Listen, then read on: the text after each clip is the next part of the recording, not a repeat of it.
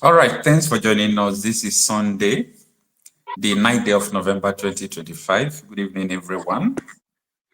All right, today we'll be looking into the issue of insecurity, the issue of the killings in Nigeria, and most importantly, the United States before the Department of War were considering three things to do with Nigeria instead of coming to Nigeria with boots to help, wipe away the terrorist activities in Nigeria. They were considering, putting into two-state solution in Nigeria, where the Christians and the Muslims will have their own differences. The third thing they were considering is just allow the United States of America Army to share intelligence with the Nigerian Army so that they can collaborate.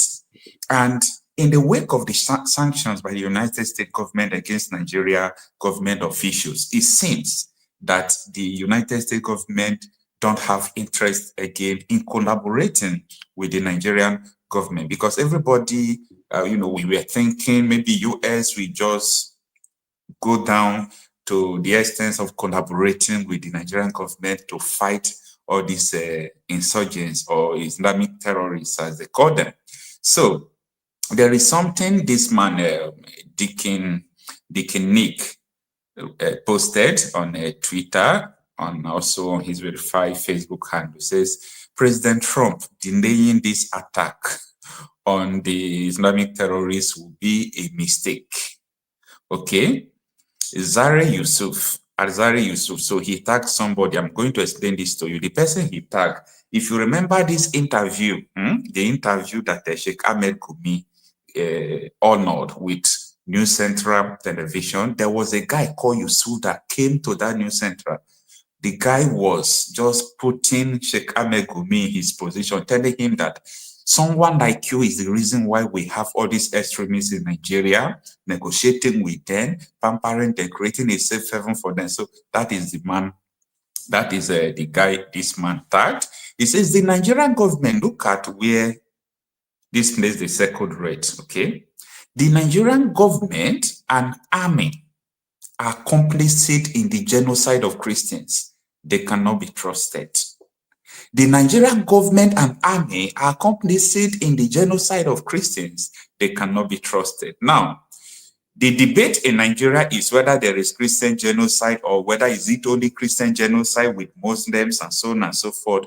But that is not my own debate, because as far as I'm concerned, the people sponsoring the killing and the people who are killing are the most important thing for us to talk about. Not even talking about whether Christians are being killed or Muslims are being killed. All life matters. What is important is what is the agenda of these people doing it? Why are they doing it? You understand? So the purpose of which they are doing it is a purpose against people who do not believe on what they believe. So even though you are a Muslim and you are a lukewarm Muslim, these people will eradicate you. So there are so many things we are going to look into in this video to let you know that the complicity of the Nigerian government is alarming. And secondly, I made a statement in my previous video. So I don't know whether Nigerians are hypnotized, whether they are using the blood of innocent people being killed every day to do charm against Nigerians. I don't know. This is because how can a terrorist come out to confess that the government are the ones sponsoring the enduring peace deal every now and then? Is there anybody in Nigeria that don't know that the government officials are responsible for the insecurity in Nigeria? I don't think so. I don't think so. Even you watching me, you know that this government are complicit to the insecurity. The question is, why is everybody keeping quiet? Is it that we all have been hypnotized? Are we conquered people? So these are the issues I want us to look into in this video, because it is no longer debatable that the United States government don't want to share intelligence with Nigerian government. They are ruling it out already. So they are focusing on they themselves, doing it by themselves. So before we start welcoming guests and receiving calls, pay attention. Let us understand the deep things about Nigerian security. Why the United States government don't want to collaborate with Nigeria. Stay with me. For over a decade, Nigerians have been told that their government is fighting terrorists. Billions of dollars have been spent. Thousands of soldiers have died. Millions have been displaced. Yet the killings never stop. But what if the real reason the war never ends is because those in charge are the ones keeping it alive? This is not speculation. There's evidence, some public, some buried, but all pointing in one direction, that elements within Nigeria's government are funding, protecting, and profiting from terrorism. Let's begin with one viral video that many Nigerians have forgotten. A captured armed terrorist made a confession that should have shaken the country to its core. His words were chilling. "I swear to Almighty God, the government is the one arming us. We Fulani don't know guns. We just sat down and they gave us AK-47s. Those words came from a fighter on the ground, not an opposition politician. That single clip, dismissed by officials as propaganda, aligns with reports from both military insiders and international observers. Former Defense Director Major General John Enenche, retired, and security analysts have publicly said that the Nigerian government knows the sponsors of terror but refuses to prosecute them. A 2021 Punch report quoted retired Navy Commodore Kunle Olawunmi saying, "They know the names of the sponsors." The Department of State Services, DSS, has the list, but the government lacks the courage to act. This confession wasn't new. For years, Nigerian security officials and insiders have quietly said the same thing, that the state is protecting those who fund the violence. In 2022, the United Arab Emirates released a list of 6 Nigerians it found guilty of funding Boko Haram. The list came after a lengthy investigation involving the United States Treasury and international banking systems. These men were convicted in a UAE court, their accounts frozen, and their networks exposed. But back home, nothing happened. The Nigerian government didn't arrest them. It didn't even open a local investigation. The U.S. Treasury Department publicly released the same names under its sanctions list, warning that these individuals were operating with the knowledge of high-level political cover. Still, nothing. That silence was not an oversight. It was a decision. Terrorism is expensive. Guns, vehicles, logistics, ransom payments, they all cost money. And that money doesn't move through the desert. It moves through banks. According to Premium Times and Reuters, Nigerian banks have handled suspicious transactions linked to ransom payments, gold smuggling, and arms importation. The United States even shared intelligence with Nigeria's financial agencies, identifying accounts suspected of terrorism financing. But no prosecutions followed. The Economic and Financial Crimes Commission,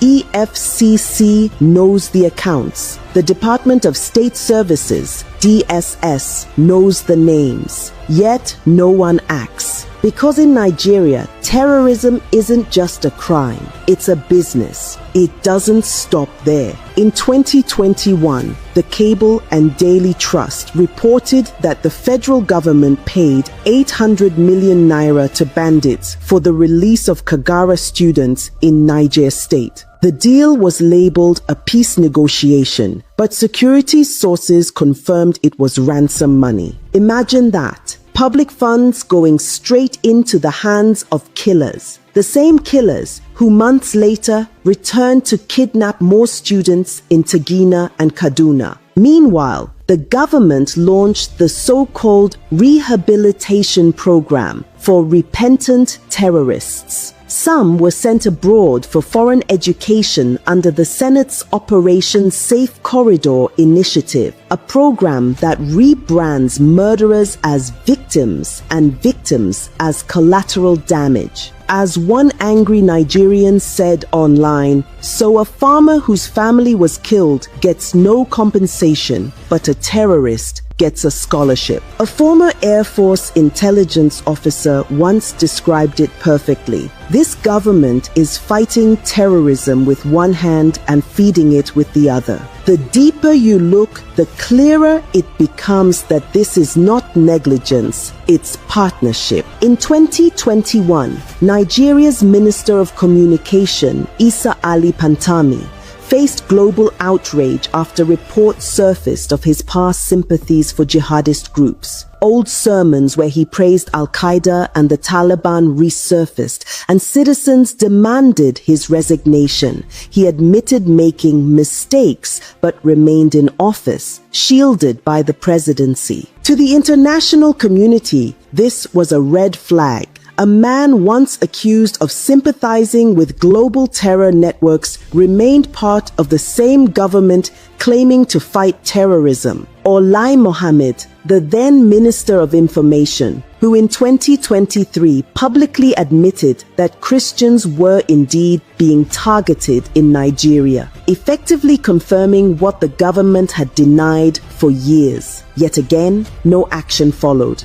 And then there's Samuel Ortom, former governor of Benue State. In one fiery statement, he accused the federal government of colluding with foreign interests to Islamize and take over Nigeria. He said the truth most leaders fear to say, that the government's silence in the face of these killings is not incompetence. It's complicity. In early 2024, a viral image showed Nigeria's current vice president sitting on the ground, eating with men who had once been declared wanted bandits. The government called it a peace meeting, but for millions of Nigerians, it was an image of betrayal. Because while citizens are told to pray for security, their leaders are busy dining with the same people who burn villages and kill farmers. This is how deep the rot goes, from the battlefield to the cabinet table. When Kaduna-based cleric Sheikh Ahmad Gumi appeared in photos surrounded by armed bandits, many thought it was satire, but it was real.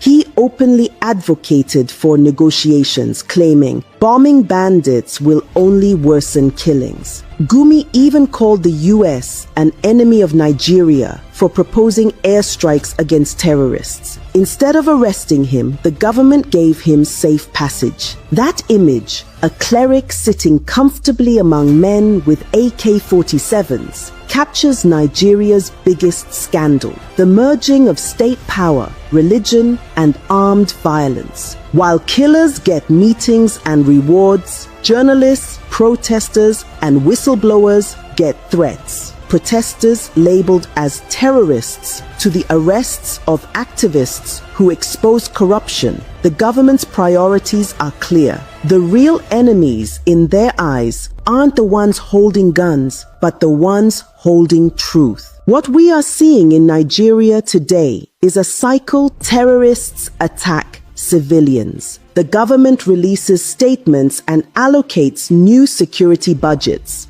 Part of those funds are siphoned off through fake defense contracts and corrupt procurement. The rest ends up paying ransoms, buying silence, and arming the next set of killers. Every tragedy becomes an opportunity to make money. Every crisis becomes a contract. That is why the war never ends. It was never meant to. The UAE released its list of terror financiers. The US raised alarms. The EU called for independent investigations. But the only reaction from the Nigerian government was that such reports were damaging Nigeria's image. But let's be honest, what image is left to damage? Soldiers die in ambushes because their rifles jam. Villagers are forced to pay protection money to armed groups, and the same terrorists are invited to peace meetings. It's not the reports damaging Nigeria's image, it's the reality. The war Nigeria needs to fight isn't against insurgents in the forest. It's against the betrayers in the palace. The enemies wearing camouflage are not the only ones with guns. The ones in suits and agbadas signing security budgets are far more dangerous. Because they don't just kill with weapons, they kill with silence, policy, and greed. Until those at the top are exposed and held accountable, the bloodshed will continue. All right. If you are just joining us now, good evening. You have seen the background of the broadcast and the things we are going to discuss this evening. The Economic and Financial Crime Commission, EFCC, knows the terror financiers. They know the account. They know the people. The account is still functioning, diverting, funds to the terrorists. But nobody is telling you this. The Department of State Service, DSS, they are aware of the whole people, their names, their movement, their terror network. They are unable to make a statement, talk less of to arrest these people or charge them to court. Now, the issue here, the problem with the situation of insecurity in Nigeria is that it was not meant to end. And that is why every now and then we are advocating for the intervention of the United States of America. You understand? Because if you are waiting for the Nigerian government to end this, it's not going to end, because these people are just perpetrating this act. They know these people. And now there is an information that someone needs. This information, I'm trying my best to get every end of that information, so that if I'm making my report, I'll make the report straight. The issue here is this, that there is an alignment with Northern Cameroon, Chad, Northern Nigeria to form a very strong Sharia country. But this such news like that, or a rumor, people will not investigate it. People will say it is nothing. You release the name of people who are financing terror. People will say it is nothing. The SS, you send the names to them. People will say it is nothing. Everybody will just moving as if we all are blind. Where will be the end of this blindness? And I've been saying this. I said this is not normal. It seems that we have been hypnotized. The whole youth have been hypnotized. Nobody even talked. They after the politicians, following the same politicians who are making sure that these terrorists are more powerful and powerful. So this is what we are going to discuss today. You can join us through the link on the comment section. And when we open our line, you can also give us a call to share with us what you think. This is the reason why the United States of America is now ruling, collaborating with the Nigerian security forces to eradicate the terrorists in Nigeria. They are saying these people cannot be trusted. Just like what Dickens said. Dickens have been one of the major people who are pushing all these narratives, Dickens Nick. He said, the Nigerian government and army are complicit in the genocide of Christians. They cannot be trusted. Whether you call it genocide of Christians or you did not call it, or you call it genocide of everybody, the truth of the matter is people are dying every day, and there are particular set of people who are killing people every day. So this is the issue. Thanks for joining us, everyone. All right, on the screen we have Mercy. Mercy, good evening. Thanks for joining us. If you don't mind, can you unmute yourself? And if possible, you can also open your video. But if you don't mind opening your video, there is no problem. But you can unmute yourself. Let me see if I can unmute it from here. Okay, no, I couldn't. Good evening. Good evening. Good evening. Are you hearing me? Yeah. We can hear you. Thanks for joining us. Yeah. Thank you. Thank you very much. Thank you for having me here. Where are you joining us from? I'm from Italy. Okay. From Italy. Yeah. All right. It's long I've been following your video, and I really like the way you are doing things, and I think Nigeria is our home, and we in the diaspora, I think we are very concerned. Like me, most especially, I'm very concerned because I love my country. I was born and brought up in Nigeria, and precisely Edo State. In this very moment, I think Nigeria is not okay. And we also have kids here. Most of us, we have kids here, and it's long we have been here also.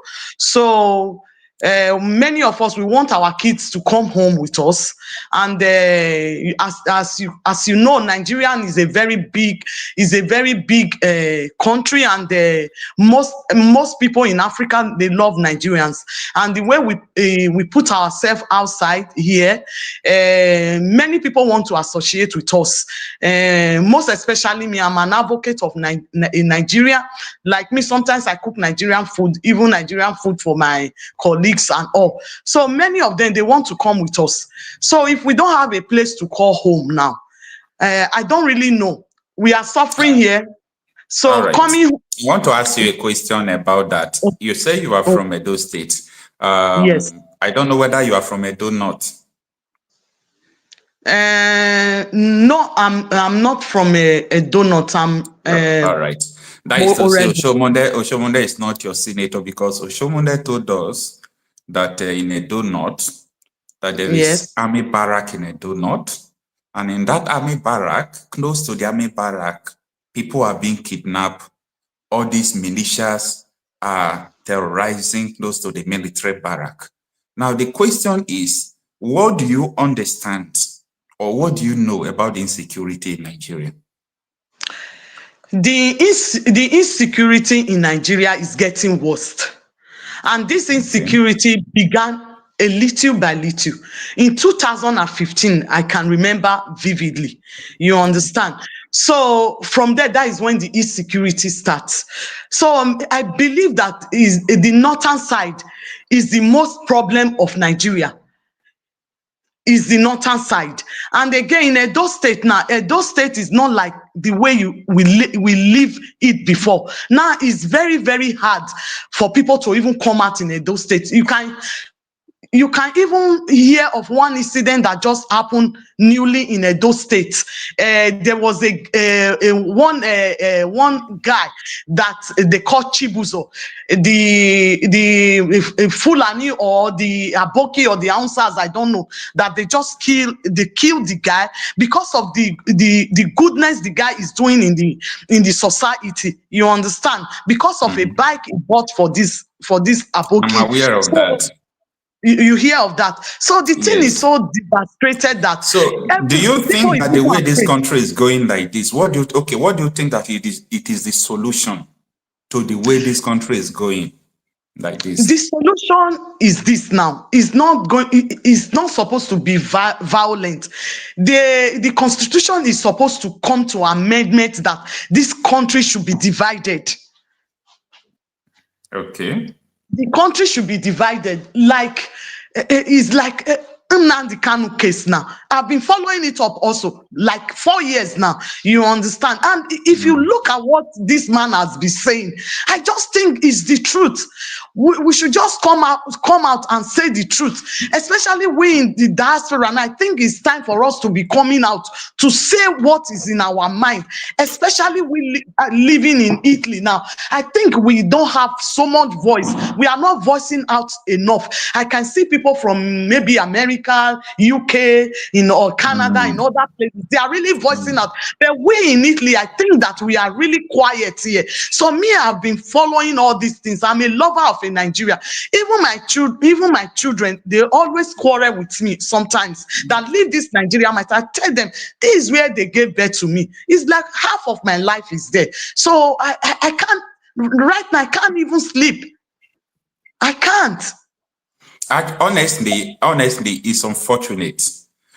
But I like it that you are getting troubled by it. You know why?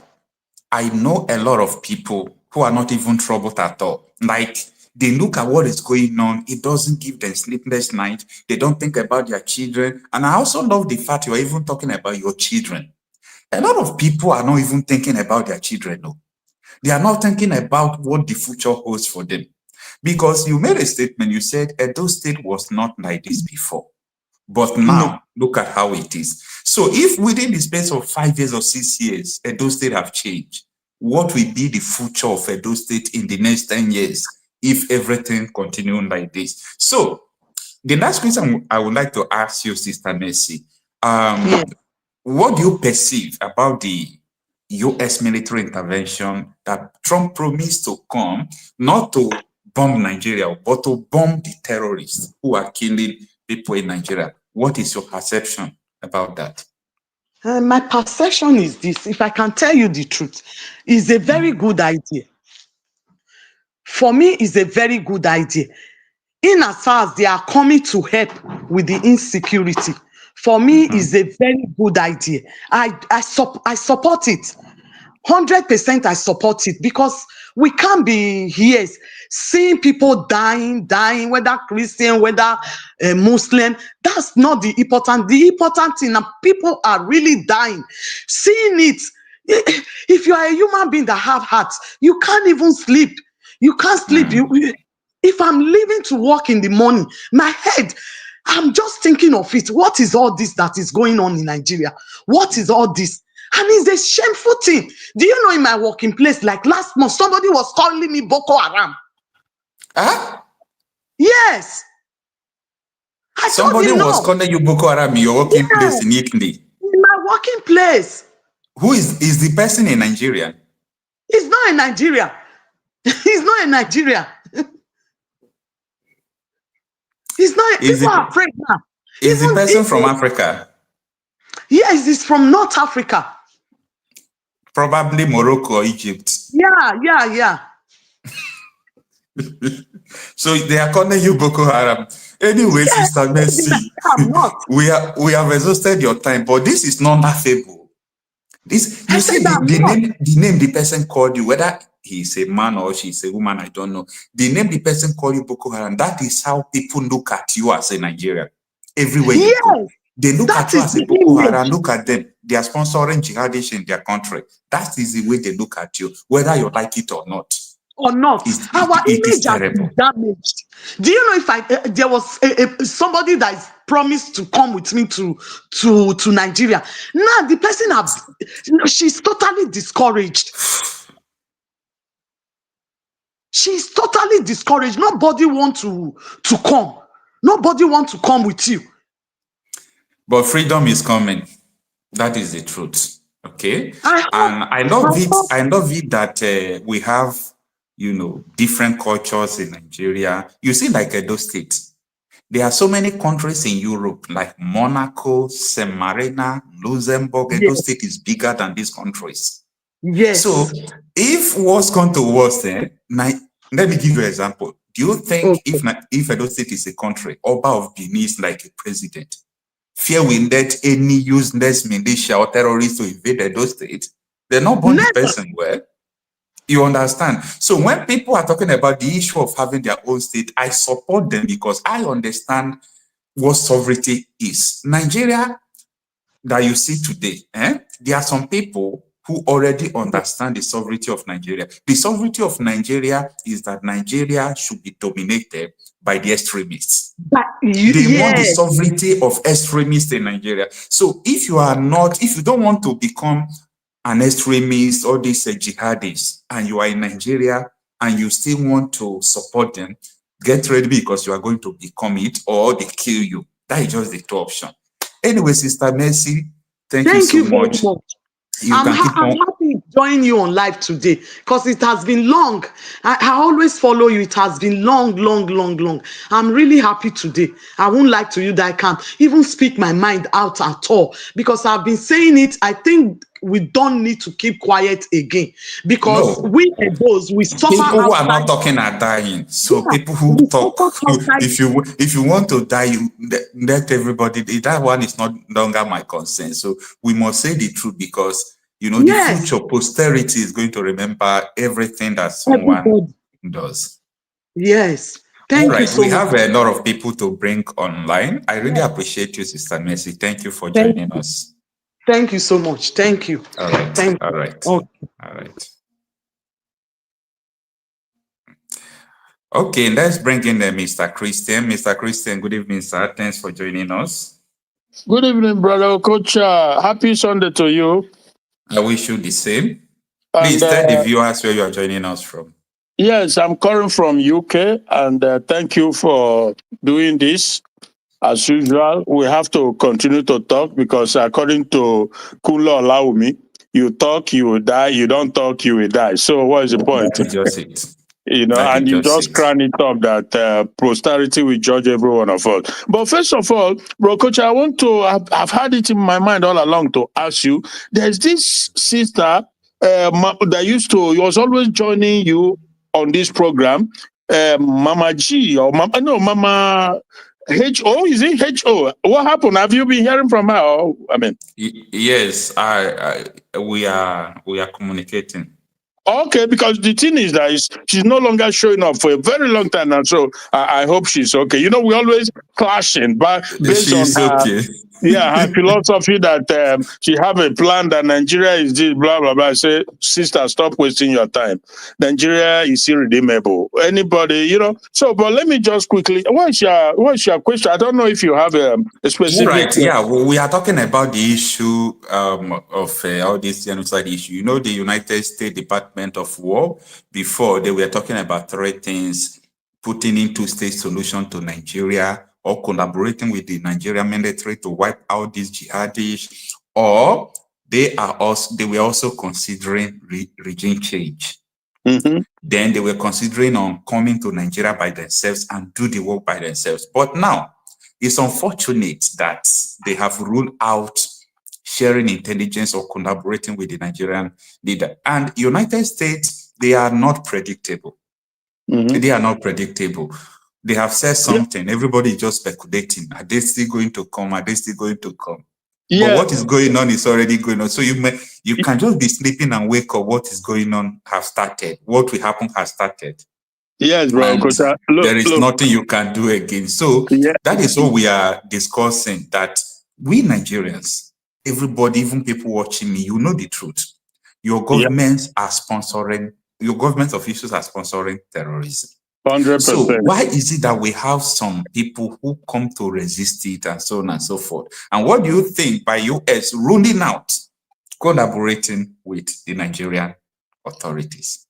Yeah, so listen, the thing is that United States, they are not stupid. You have to know that. And of course, it's common sense, like the saying goes, that fool me once, shame on you. Fool me twice, shame on me. Right? So anybody expecting that this United States government will come and collaborate with Nigeria, come on now, it's not going to happen, because you think they've forgotten what happened when they came to rescue the Chibok girls? Chibok girls. So how can they forget that? So if you think that United States will forget that, that means the saying, that means that saying, shame on me, fool me once, shame on you, fool me twice, that means it doesn't make sense.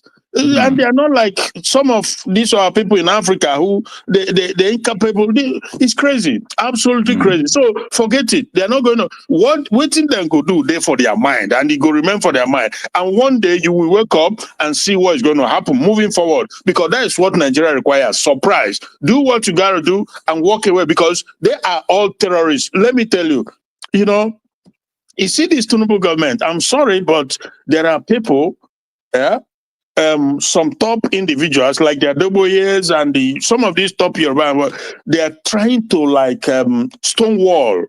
They are trying to stonewall. They know the truth. And they are compromised individuals. They know that Tinubu is not any different from Buhari. He's a terrorist too. He's going to stand. Why do you say he's a terrorist? Yeah, but the last time I think I tried to explain it, I said because, first of all, before they handed, some will say, he's a conspiracy theorist, because you think it's just a mere speculation. But part of why they allowed Tinubu to go in there and sit there in Aso Rock is because there's an agreement he had with them that he shouldn't touch their foot soldiers, the Boko Haram, the ISWAP, and all of them, these terrorists in the north, they are their foot soldiers. The Buharis, the Sultan, and the Red Sultan of Sokoto, and all of them, they are their foot soldiers. And Tinubu agreed that he wasn't going to touch them. You just look away. And for going to 3 years now, he has been in power, he has just looked away. Well, so why are people not asking the question? Even as maybe a day or two ago, they had a meeting, these terrorists, and they've been having this meeting. And when they come fully. The way you are calling it is making me to laugh. These terrorists. He said, The way you are calling it's making me to love these terrorists. yeah. Well, but that's what is happening because a few days ago, maybe a day or two, like I said, they came again having a meeting, well armed, so brazen and bold, and unconcerned, so unperturbed with arms. Where is the Tokana jet that they bought to fight the terrorists? It was used on, it was used against the Southeasterners. However, exactly. I posted a video before I went to live section. The video is all about the peace deal of yesterday in Castina, where these terrorists came to confess. They said that they don't know anything about gun, that it is Nigerian government that is the one that is giving them gun.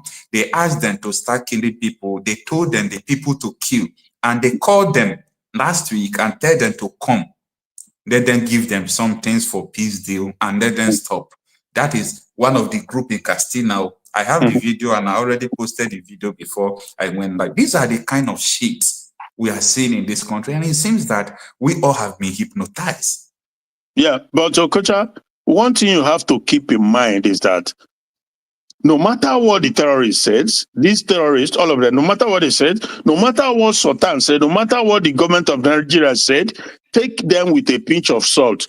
Everything that comes out of their mouth is lie, is taqiyya. That is what they call it in Islam. They don't tell you what it's all lies, meaning that they By the way, if you look at the screen, there is this king have been one of the people who are pushing for Trump to intervene in Nigeria. He says something. Look at what he said from the second paragraph. The Nigerian government and army are complicit in the genocide of Christians. They cannot be trusted. Look at the last one there. Always remember the lies and deception of taqiyya. Okay. So these people knows everything we...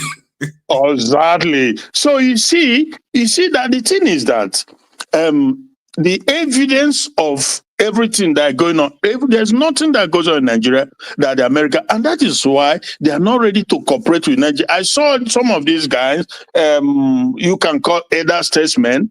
They are a bunch of evil people. They know the truth. America, US government knows what is going on in Nigeria more than even anybody in that country. So the fact that they will not trust them, and coupled with the fact that they trusted them in the past and they betray it with the Chibok girl. So how are you going to expect them to trust you again? And let me tell you that these same people who are pushing the agenda, because the agenda is just one. And that agenda is Islamization and Fulanization. A lot of people in Kanu have been saying it from day one, and that is part of the reason why they hate him so much. And the Yoruba, this Tinubu Yoruba government, they lashed onto it. They are in cahoots with them. So you can call me whatever, it doesn't matter. But I'm telling you the gospel truth. Femi Fani-Kayode, okay, it was election season, but nonetheless, he said it. He said that they are together with the Fulanis, that nobody can come in between them again. Well, like I said, for going to 3 years now, well, again, somebody can say, oh, that's what they do because of money, blah, blah, blah. But waiting come out of person mouth now for inside him heart, now he come. You know, for going to 3 years now. Sorry? Yeah, there is something I want you to address before we exhaust your time. Okay. Because, sorry for interrupting you. A lot of people have been saying that Trump has the agenda or the intention of Trump is not because of Christians that are dying or people that are dying. There is this video I want to play for you. I want you to tell me what you think about it, because during the Muhammadu Buhari's regime, Muhammadu Buhari went to London, he went to meet Trump, and Trump told him face to face, the killing of Christians must stop in Nigeria. This is the first thing before the year 2020. Take a listen and let us know what you think about it. Thank you very much. It's an honor to be with President Buhari of Nigeria. We have many things that we do together, as you know, probably especially on terrorism and terrorism related. We also have a very big trade deal that we're working on for military equipment, helicopters, and the like. We have met before. We have developed a great relationship, and we look forward to our discussion today. Very important, but again, especially as it relates to terrorism. and that's terrorism here and terrorism all over the world. It's a hotbed, and we're going to be stopping that. Also, we've had very serious problems with Christians who have been murdered, killed in Nigeria. We're going to be working on that problem, and working on that problem very, very hard, because we can't allow that. All right. The last statement he said that before I cut is that we cannot handle the killing of Christians. So he was still talking about the Christians that are being killed in Nigeria under Buhari. But people are here trying to switch the narrative to say, Exactly. what do you think about that? Well, you see, that is why, for me, I always speak very bluntly. I don't paint word around, no. Because evil do exist, and evil people do exist too. We have to be mindful of that. As a human being, for the most part, human nature is just incredible. Because those people saying that, I've seen it severally in some platforms, saying that Trump is coming, blah, blah, blah, because of the natural resources, because of this, because of that. And I told the guy, I was speaking with the guy, I said, but do you remember that like 8 or 9 years ago, in Trump's first term, he raised the issue of Christian genocide in Nigeria? So why are you making it look as if he just wake up one day? He just wake up, you understand? Yeah. So this is a guy, like I keep saying, you can say or feel how you like about Trump, but the truth of the matter is that he mean it. Christian genocide, and it's real. We are from that part of the region. We have denounced Nigeria. I have denounced Nigeria. That sister from Italy, she spoke well. I like how she spoke, but the confusion there is when she talked about loving Nigeria and this and that. Okay, I understand that maybe it's her. Everybody is meant to love his or her country. Just because that our country don't love us. That is why everybody's making U-turn. You understand? Exactly. Yeah, but it's also normal. Yeah, when your country becomes your enemy, you cannot love your enemy. Otherwise, you are digging yourself to the grave. Nigeria has shown over the years. I'm in my mid-50s now. Nothing good has ever come out of Nigeria. It's every year get worse than the year before. That has been the story of Nigeria all my life.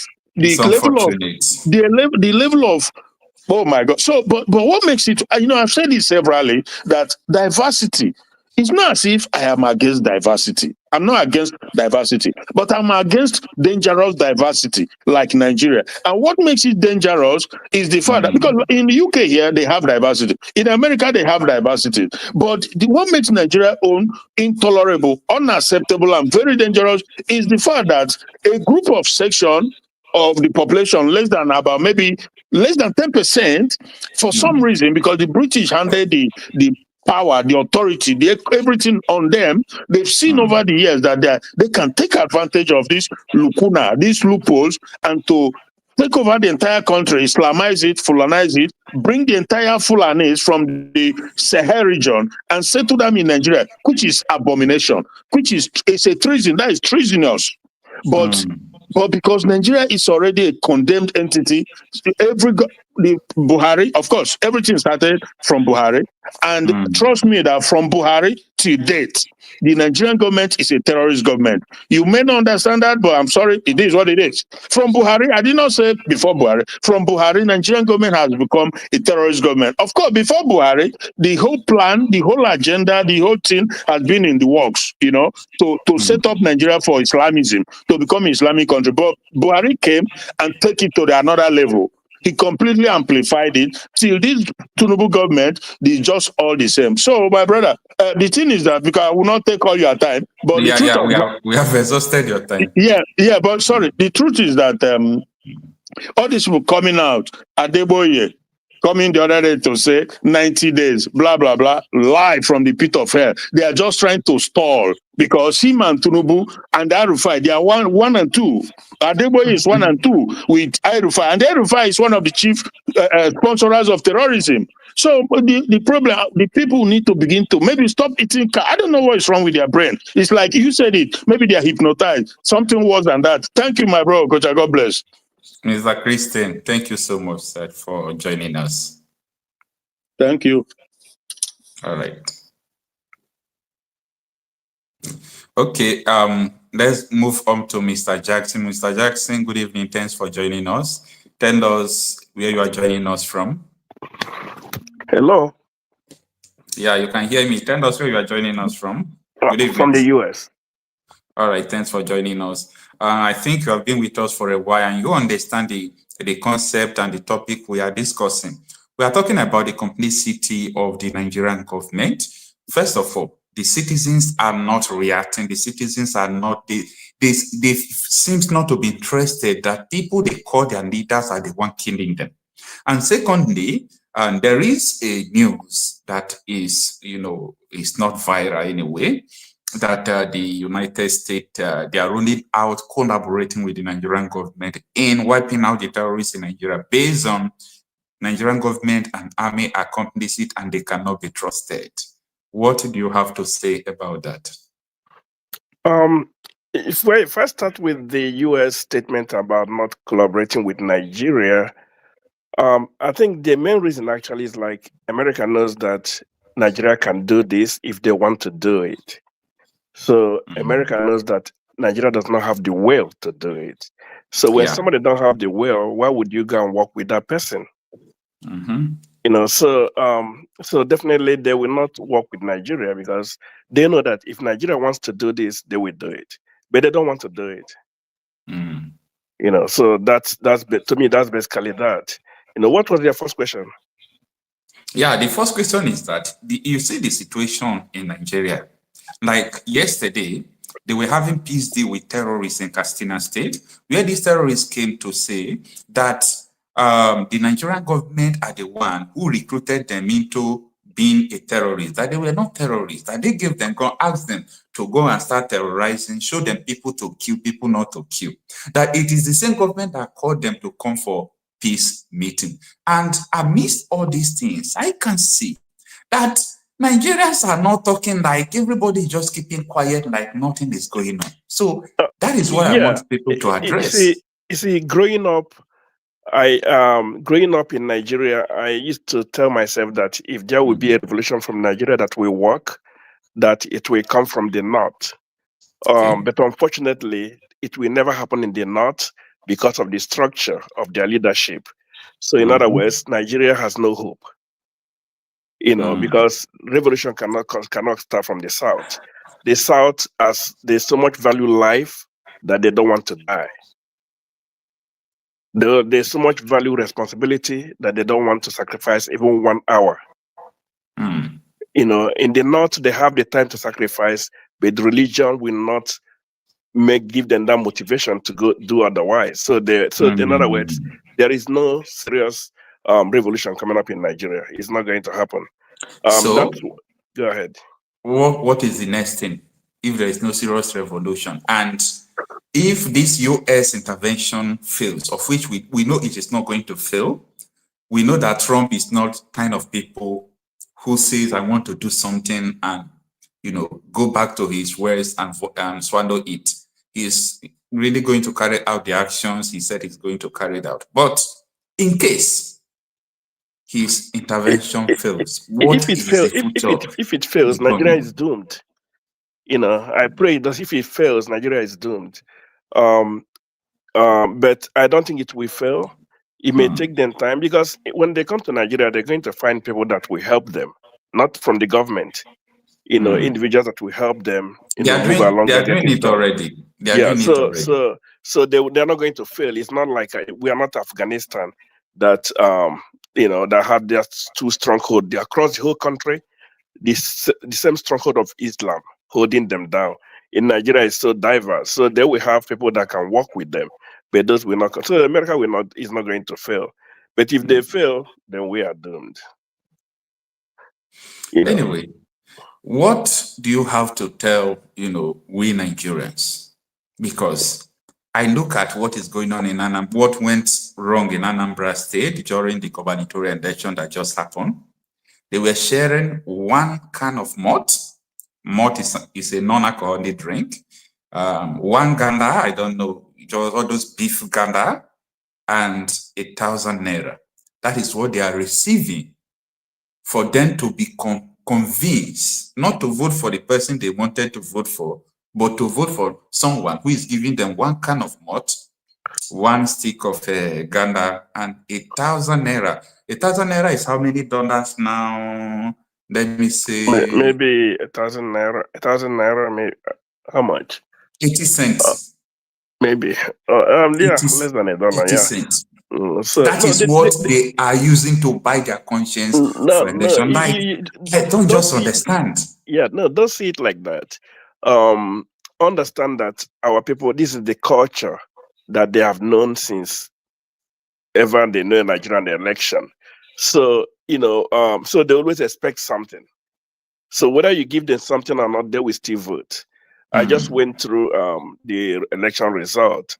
I don't think there was any kind of serious rigging, but it was just a landslide. So that tells you that these people already know what they want. Because if it's issue of sharing money, we would have said, okay, let's go to this local government that this guy did better. But across the board, one party just carried the whole thing. So whether you give them money or not, they would have voted what they wanted. I have somebody that says, oh yeah, I collected 2,000 from them, and I voted, but she knows where she voted.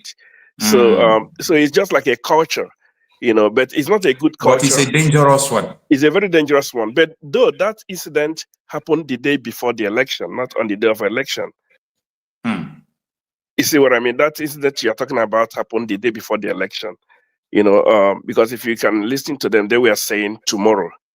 Tomorrow. So it was not the day of election. So it's like they called them to talk to them about the party and everything.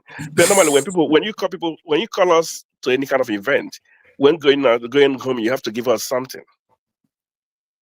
But don't you see this as a symbiotic relationship in a perverse manner?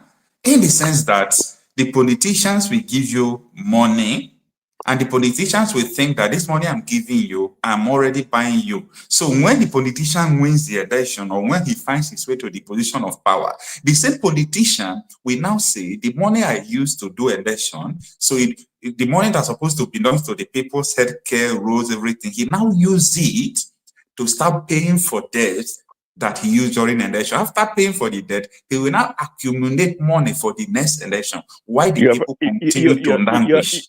You are very correct. However, we have two things on the table. One is poverty. The other one is good government. Okay. Which one should come first? That's one of the diabolical Nigeria has now. Poverty and good government. So bad government feeds poverty, get their vote, continue bad government. So how do we break it? You cannot break it if people cannot guarantee 3 square meals a day. So because we have poverty in Nigeria and we have bad government, it's a cycle that we continue. It's not going to break tomorrow. The government can break it if they want, but they don't want to break it. It's unfortunate.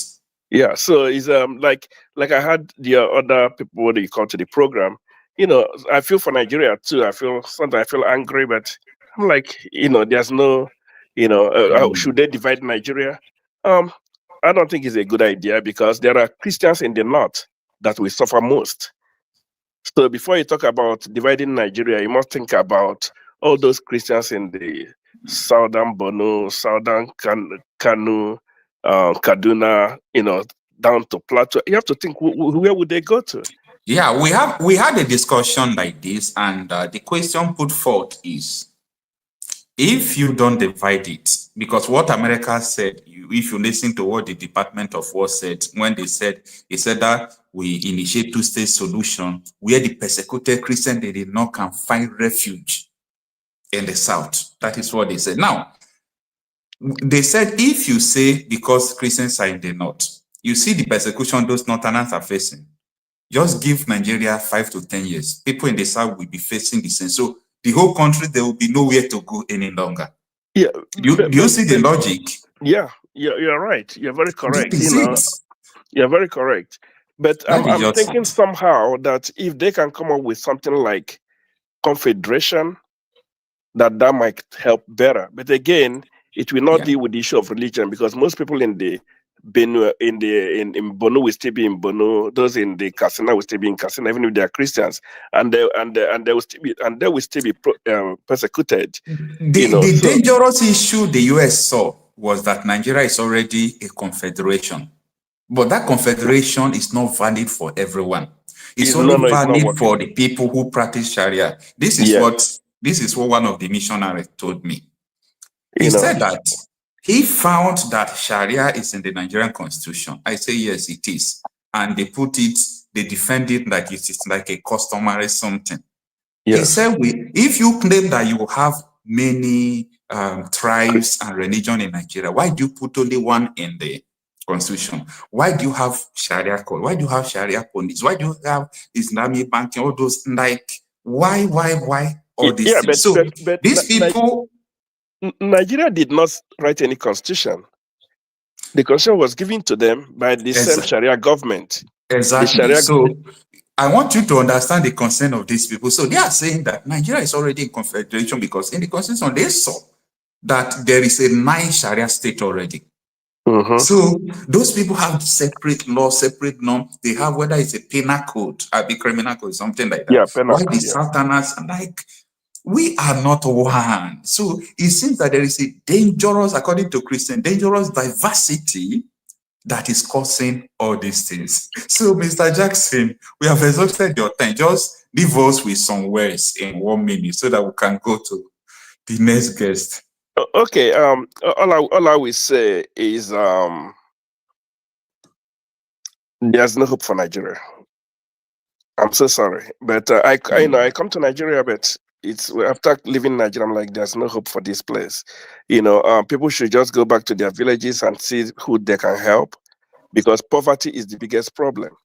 If we can help people to get out of poverty, then all these 1,000, 2,000 to vote might come down. Like somebody who I was talking to who actually collected 2,000, didn't need the money. It's like, give it to me. But she still voted what she wanted to vote. So it's economic power. That's what we need. We need to go and help people out, help people in the villages to start, having an economic freedom. That's to me, that will solve the problem. That will help to solve the problem, because on the table of poverty and bad government, there is no solution. And the government is not going to come to empower you to get better. So we individuals should start doing little by little. And I would suggest, don't go too far, go to your own village. You see the statement you made, don't go too far, go to your village. That was the story my dad told me during the war that they fought in Nigeria Civil War. Everything he had outside our community, outside our state, he lost them after the war. Wow. So it's a bitter lesson that I might share one day. It did not happen to me. So that is why I don't like sharing it, because it was a story my dad told me. You are still here, so you are doing well.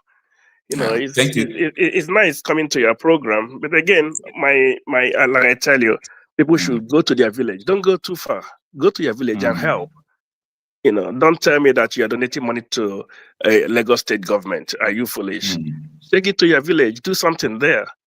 That's where God puts you. That's where you're supposed to make an impact. Don't put your money where you don't make impact. All right. All right. Thank you. Okay. Thank you so much, sir. Thank you for joining us. We are glad having you. All right. Thank you. All right, we are on to Mighty Dots. After that one, we'll come to Hard Not before Obi-Wan, before Mr. Anthony. So, Mr. Mighty, or is it Mrs.? Good evening, thanks for joining us. You can unmute yourself and tell us where you're joining us from. Yes, can you hear me?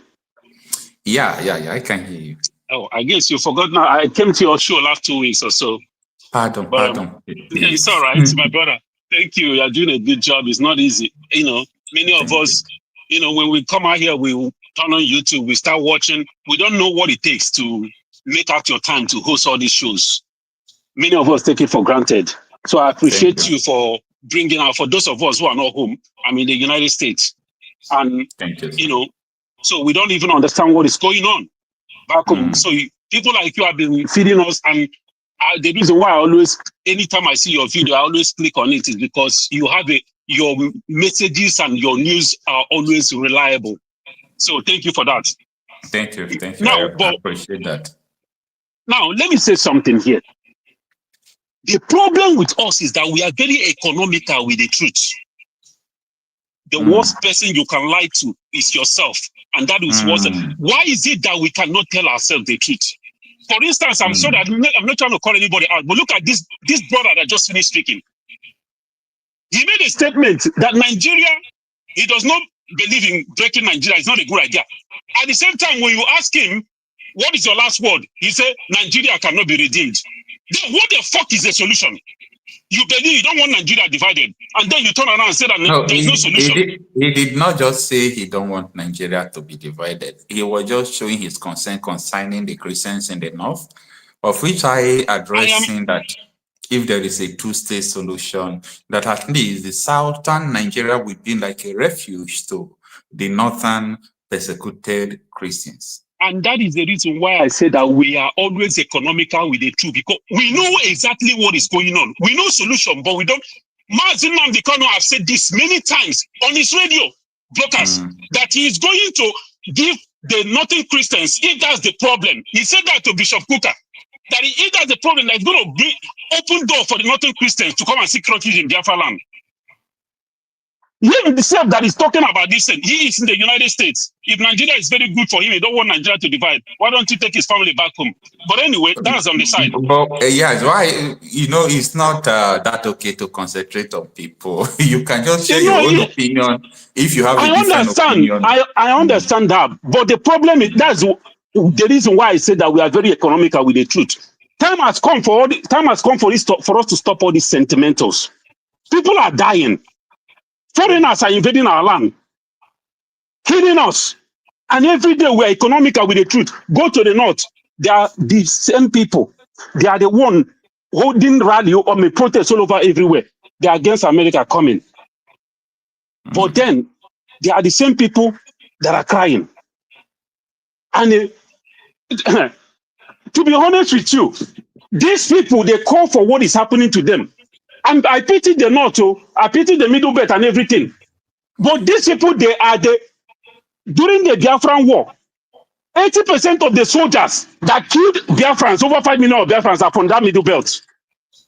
So what they are suffering now is the monster that they raise. It's what is swallowing them. You never can say that. We are talking about the solution, not the problem right now. No. We are talking about the solution, yeah. But at the same time, we need to call facts. So the solution right now, we have been fighting for them. Even after everything they've done to us, we are still fighting for them. My brother and myself, we are the ones. A lot of people are coming out to claim glory, claim this thing. We are the ones that made this thing that is happening today to start happening. We are the ones that brought America's attention to what is happening in Nigeria. I was among the delegates that went to the Congress House, inside the Congress, to testify. There is nobody claiming any glory. No. A lot of people are claiming things. I have seen it. A lot of people, but they don't want to call exactly who did this. The only solution to this. I don't think it is one person or one group of people that did it. Remember right from the time of Samuel Otom. Calm down.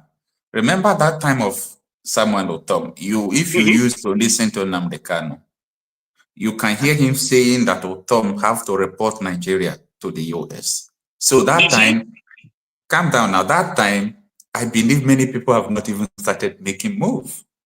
I have videos of Otom making this day. So this thing is not what one person did or one person can claim. Nobody did it. And the US have not done anything. US have not done anything, but they're going to at least, something is happening. At least what is happening now? Nothing has happened yet too. My brother, what is happening with all this turmoil, at least shaking Nigeria, this contraption, those demons, shaking them up is at least something. And America, Donald Trump is not one person that will say something and he go back on it. Trust me. When he eventually do something, we will say he has done something. But for now, nothing is happening. And as I can speak to you, a lot of things that are happening, even today, bandits overpower custom, kill people, church is being burned down in Borno as I speak to you. I know. Today. So There is nothing that is happening. The worst is happening already. My brother, but So what we are is not it? talking about glory. But you know what? We say we are not talking about glory, but for what I'm saying is this. You talk about Autumn, talked about Nnamdi Kanu told Autumn to consult America. Did he? You didn't answer me that. So Nnamdi Kanu has started this thing going on. Until now, because of our move to make sure that we separate ourselves from these people, we have nothing in common with them. A lot of things is going on. It's not what I'm going to talk about here, but a lot of things is going on the ground. And when it's all, even Nigerian government know, they know what is going on. Even from their statement through their news, they know where the heat is coming from. But anyway, the only solution we have right now is for us to come together. I don't know what is it that has happened to our people. That we are so, I don't know this level. Nnamdi Kanu said that something is wrong with the brain of a black man. And I truly believe it. That there's a cancerous thing that is in our brain. Why is it that we cannot come together and get ourselves out of this contraption? This thing has not served anything good for us. Look at the tribalism. When we face the reality, you see the tribalism in Nigeria, it is what Britain is banking on. That is why they know that we can never be together. And as one, they set it up in a way that they know that this disunity is what is going to keep them stealing our natural resources and doing their impunity. That's what they've been banking on. Or Adebayo, that is asking America for 100 days. He said that Bola Tinubu should ask for Nigeria or America for 100 days grace. My brother, answer me. If it was Goodluck Jonathan that was a president right now, would Adebayo would he have asked that grace? Can you answer me that, please, if you don't mind? I don't know. You know, during Goodluck Jonathan, nobody said they are going to invade Nigeria. Nobody said they are coming to. In fact, it was Goodluck Jonathan. Calm down. It was Goodluck Jonathan that invited the US soldiers to come to Nigeria, and they came. You understand? But you don't understand what I'm saying. I said if it was Adebayo, if it was Goodluck Jonathan that was a president, if Tinubu was Goodluck Jonathan, would that man, would he have asked for these people to give to be given grace?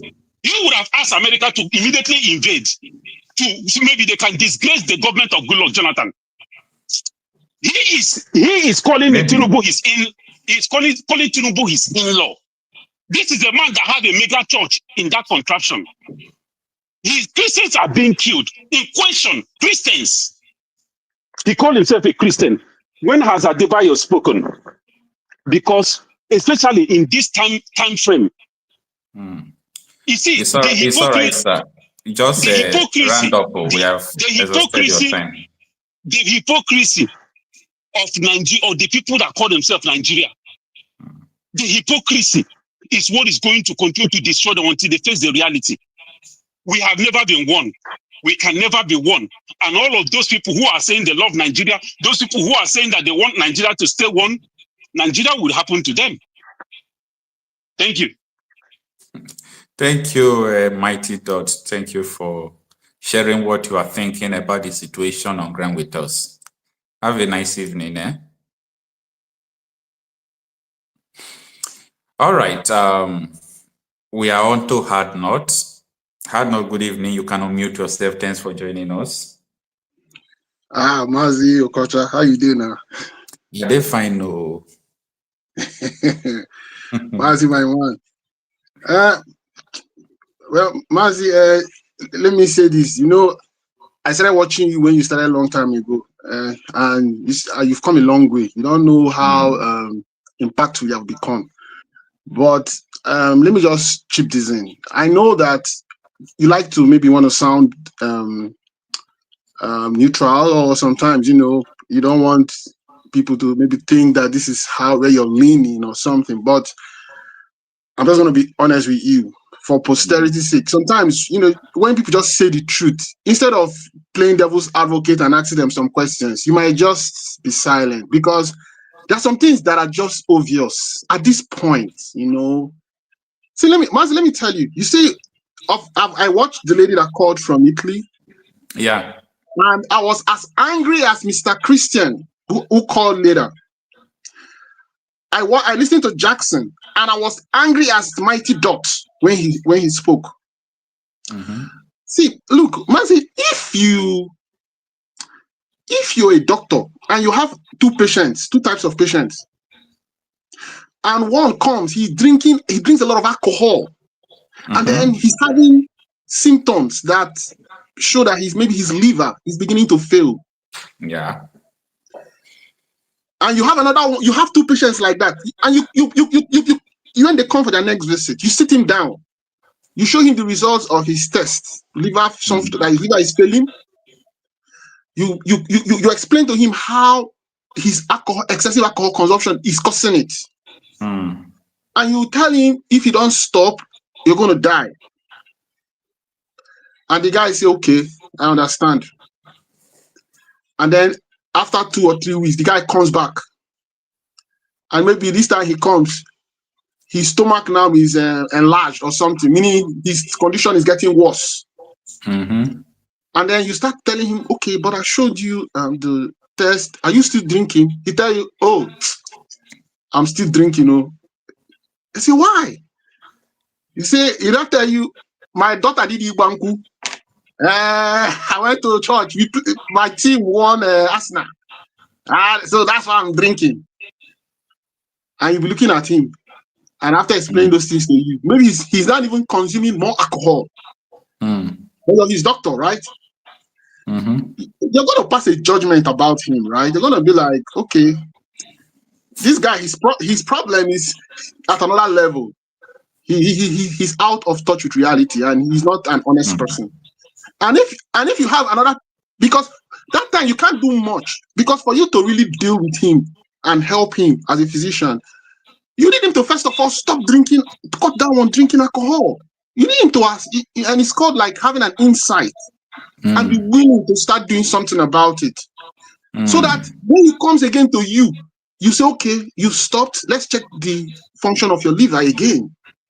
And you see someone that really wants to be better and is cooperating, and then you can help the person, because it's just affecting you as a professional, right? Now, this example I gave to you, you can have another patient. You can now use Nigeria and put Nigeria in that, in that place. You have a country for decades. Look at the rots. Look at the mess. Everybody japa. Once you japa, you don't want to go back until you die. Mazi, go and look at our people that go in Mediterranean Sea and cross the Sahara Desert to go to Europe. Thousands of our youths. Thousands. Many of them, they drown in the sea. I'm not talking about those in Nigeria that are dying and suffering from different things. So for people to still come and be saying they love Nigeria, you see there's something wrong. Like if someone to come out and say, I love that country, God has blessed us in that country, and the people love Nigerians all over the world. You see, I fear those people than even the terrorists. The terrorists know what they want. They have their agenda, and their agenda is to conquer the entire space of Nigeria for their fellow tribesmen. And you see wherever you're from somewhere in Delta State. Your ancestors came to that place. Probably they conquered some people. You don't know?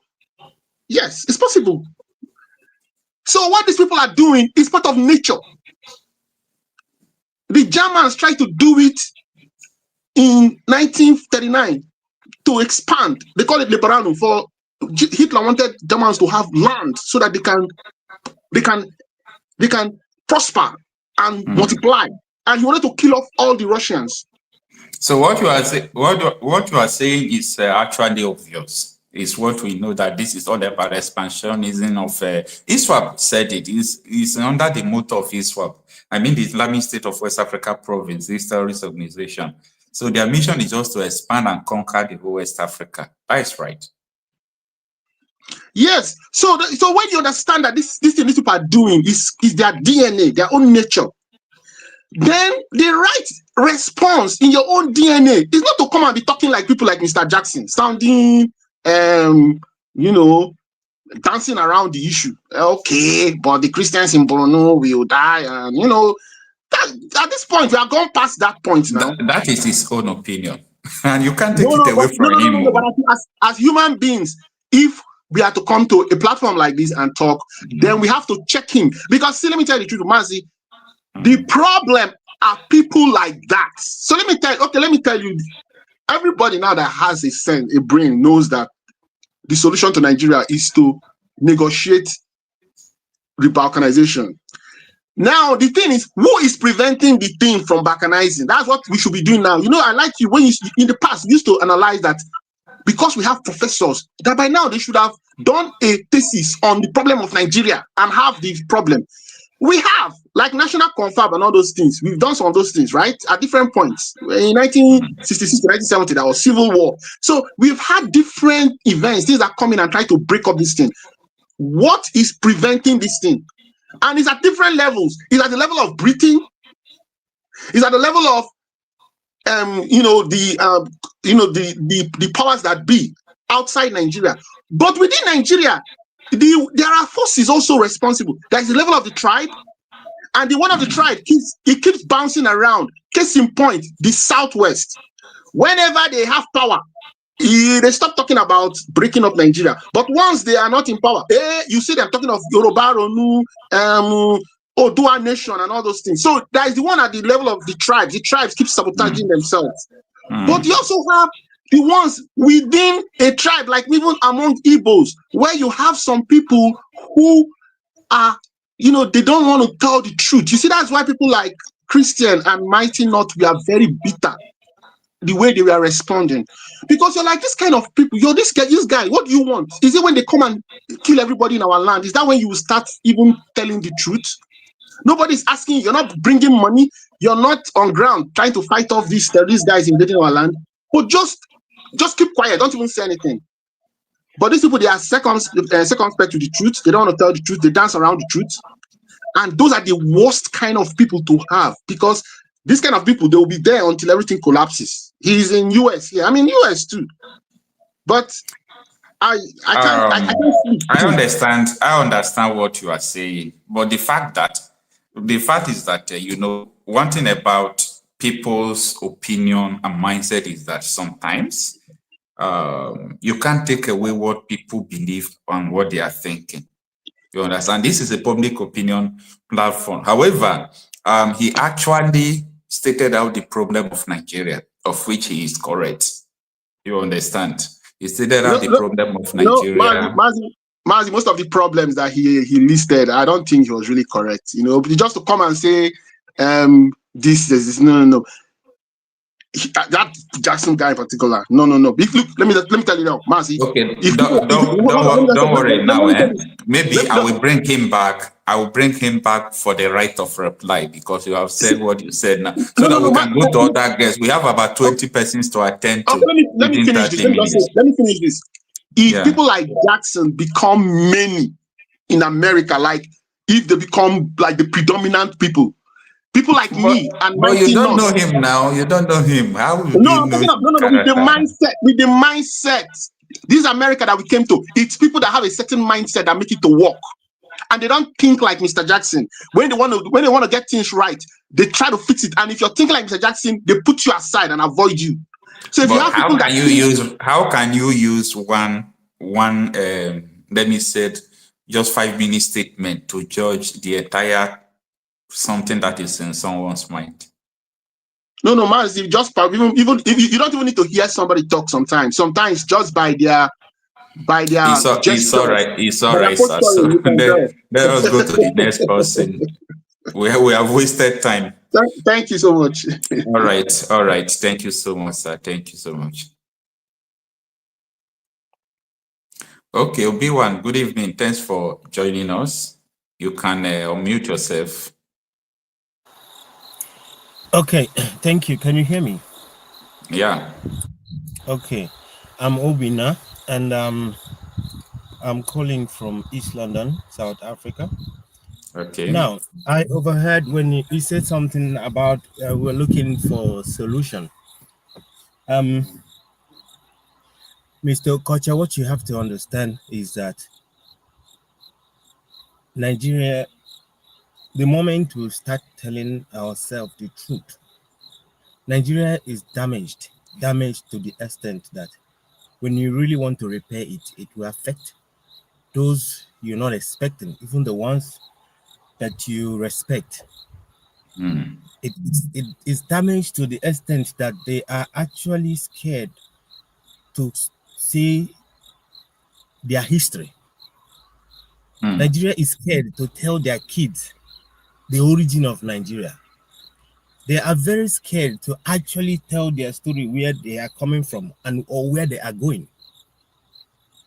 I don't see why a country can actually close doors on knowing their existence. It seems like once you talk about Nigeria dividing, it seems like it's a very national security. Like the way they see it, you're talking about, I haven't seen somebody saying one Australia or one England. It's only in Nigeria that I hear one Nigeria, like it's by force. And you can actually see the hypocrisy inside that nobody, we don't like ourselves. Yoruba will fight Igbo today, Igbo will fight outside. And the next thing, Nigeria has gotten to the extent where killing people is just like you killing mosquito. You wake up. So what are you supporting the US to do now? They should do what they do best.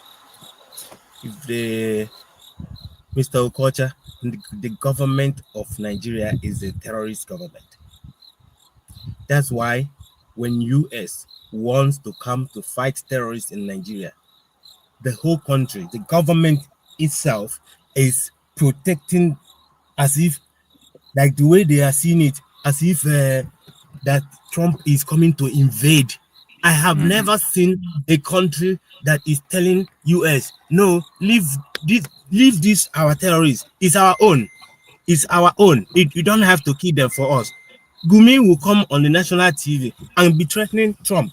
That what, like you can actually, it seems like the government took the US thing as if it's a direct threat to Nigeria, as like the government. Isn't that strange? It's very, very strange. Like, why? What is?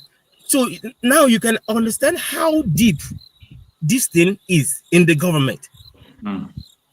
There are things going on behind closed doors that the citizens doesn't know. A country where the citizen doesn't like police doesn't like their citizens. Army doesn't like their citizens. The citizen doesn't like army. How am I going to pray for Nigerian soldiers for them to go to war and survive when I know that when they see me wearing camouflage, they will flog me? I saw a video of Nigerian military rolling a guy in a gutter that people caca on the road like a dirty water. And this guy had dread, and they were busy cutting this guy's dread with scissors. This guy is your that is Sharia law. Is your citizen. The point I'm trying to make is your citizen. I see American soldiers coming back and their parents have to like them and they pray that they survive. We can't pray for Nigerian soldiers to survive when they go fight. They have to die there because they don't protect us. The worst of it is that when I know that the only people that could have saved Nigeria is the military, but the way that they have been compromised, they can't do it. Now, check most of the revolutions that has been happening in other countries. Once the military stands down, the citizen can be able to do what they want to do. The citizens of Nigeria, what do they teach you? Respect when you join military. But the day Nigerian soldiers started killing their citizens while they are waving their national flag, singing their national anthem, and these people that call themselves soldiers decided to open fire. Where are you from? It seems like the way these people behave, it seems like they came from a different country entirely. Like you can see police clamping protesters down, and at the same time, tomorrow you will see retired police people coming to protest about their money that they haven't been paid. The same police, like people that are fighting for you, you come and you clamp them down. Yet you are seeing your future in front of you, that one day you will retire, and you still come to protesting the same thing people are trying to help you. Like, it's just so strange. It is so strange. There can never be a revolution in Nigeria because nobody likes Nigeria. Nigeria is nobody's country. It's not my country. It is not your country. Before 1960, who were we? Who is going to start the revolution? Is it the Southeast? The Southeast, they are not in Nigeria anymore. The only thing you see about Southeast in Nigeria is just the shadow of Southeast. Southeast people are not in Nigeria anymore. So where is the solution? Where is the revolution is going to come out? Where is it going to come out from? Common simple things. Just a young boy spoke in Nepal, and the whole city were on fire. What is it that they haven't done to the citizens of Nigeria? Tell me, where snakes swallow money, monkey swallow money, and everybody it's unfortunate. We have exhausted. It's just so like it's just so strange. What? Look here. Sowore went to protest because they need to release Nnamdi Kanu, because everybody already know that whatever they are doing in the court is just so obvious. They don't even hide it. They don't hide it anymore that they are messed up. The government is like a gang. They are gang. Like they are mafians that are telling you, rubbing it in your face. People are protesting because sometimes people think that Nnamdi Kanu case is about IPOB or about Biafra, but thank God that some people in Nigeria have actually started seeing it for what it is, because it's not about Nnamdi Kanu, it's about the justice system of Nigeria. All right, sir. And people will be protesting while people like Ijele will be protesting against the protester. Today, they are protesting in Lagos and in the north because they don't want Trump to come. You are protesting that Trump will not come to your place to help you kill people that are killing you. It is so. Our brain is. Your time. Oh God. Anyway, thank you very much. I never knew I can get into the cake. I really appreciate. I really appreciate. Thank you so much, sir. Okay, bye. Okay, thank you so much. All right, Mr. Christian, good evening. Thanks for joining us. God bless. God bless. I'm calling all the way from the United States. I'm from the South, Florida right now. But I'm hearing this across the news everywhere. And I've been following your channel for about a couple months now, and you've given me a lot of information, and I'm grateful for your patience. Thank you for joining us. The two things I have for you are, one is I stand against the splitting of your country, because then you're giving the Muslim terrorists land, right? And once they are embedded in your nation, it's hard to get them out. So to split Nigeria is a foolish thing. Why would you give them a reward for killing your people? You know what I'm saying? If that makes sense. I have a question towards what you just said, because the issue is this. There is a statement that this missionary man that is in charge of equipping the persecuted, that is the name of his charity, this in Plateau State, Nigeria. He made a shocking statement. He said he understands what happened in Turkey. He understands what happened in Jordan. If Turkey had been divided, today we have Christian country there. A 90-something% Christian country was torn down. No single Christian or church there any longer today. So I believe that if there is no two-state solution, you just think you can just chase these people away. According to the head of Defense Intelligence Agency in Nigeria, Kunde Olawumi, he said, we are going to die.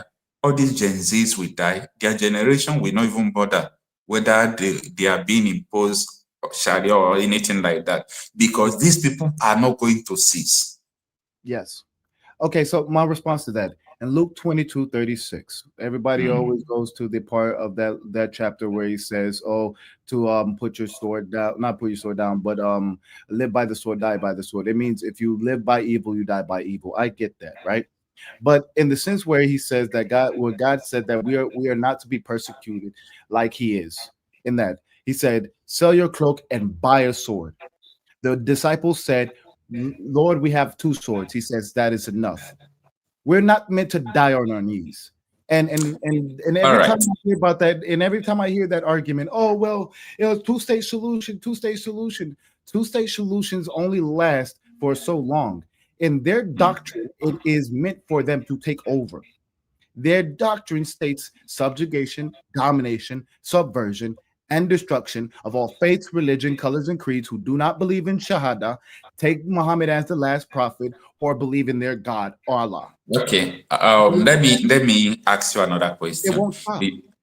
Yeah, let me ask you another question. You just read the Bible from the book of Luke, and if you don't have Quran there, I would have loved you to read Quran chapter 9, verse 19. I've read Quran chapter 9:29, chapter 9:29. I've been studying their religion. Very good. So the fool says, "Oh, if I give them half my land, they will stop." No, what I'm trying to say is that the portion of the Quran said that it empowers these extremists to continue to dominate because they believe the more they kill, the more they go to heaven. Yes. So if you live in the same place with them, first of all, you say you can defeat them. You can't, because meaning you have to kill everybody there. You might have to. Listen, you might have to. The issue, see, that's the issue with most Christians. Most Christians are pacifists. They think that because if they show love, if they pet the lion and they can put their hand in his mouth without them biting. They can bring people into the sheep's den. You know, they can bring the lion into the sheep's den because they're both animals. You get what I'm saying? And the lion won't have a feast. You have to kill the lion. Yeah, what we are saying is that it requires a stiff resistance from the Christians now. Not only moving into two-state solution. No, maybe people in the north will now go to the south. What you want is just all the Christians, arm them.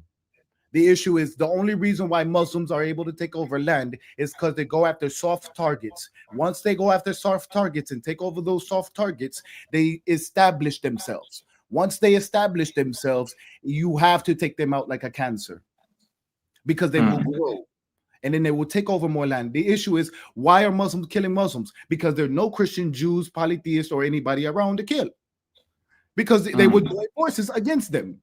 And then when Muslim, now they're fighting over which is the right Islam. What is the right Islam? The right Islam is no Islam. Do you understand? Am I crazy? I don't know if I'm crazy or not. No. You know, I understand very well what you are saying. Okay, yeah. I understand very well because you see all these terrorist organizations like Boko Haram, ISWAP, they said it is they after God's mandate to implement Sharia. Like that is what Boko Haram, ISWAP, what they said. Okay. You understand? So when I hear you saying Christians need to be armed, who is going to arm them? Do you think arming Christians will neutralize the jihadists? It would make them a hard target. All right. Look at another option. There was a senator, particularly the senator that is representing my senatorial district in National Assembly.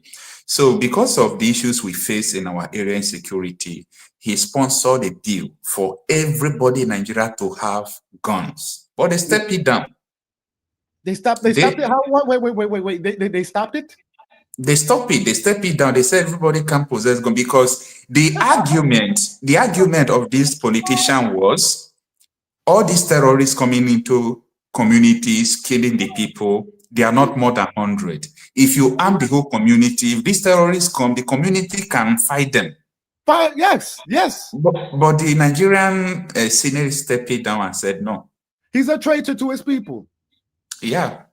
He's a literal traitor to his people. You cannot. The issue is if the Batman has a gun and you don't have a gun, then you're going to be on your knees, right? That's why when Christ was going up to the hill to be taken in by by Judas, you feel me? He said again, my favorite verse. This is why I always repeat it. I remind Christians daily. Christ went into the temple, made a wool whip, and whooped the Philistines out. Christ flipped over tables. He wasn't a pacifist. The issue is we've gotten this idea where we're supposed to just lay down, turn the other cheek. Turn the other cheek is in for conversation only. It doesn't mean that you have to give up your life to the man and bend the knee. I'm so upset. I apologize. You guys got traitors everywhere. Why? How did it get like this? Wow. You know, what you just said is something that I believe there are some persons that have tried it, pick up arms to defend their people. The same government will come and crack them down. What? Wait, what? Some persons pick up arms to defend themselves against the terrorists.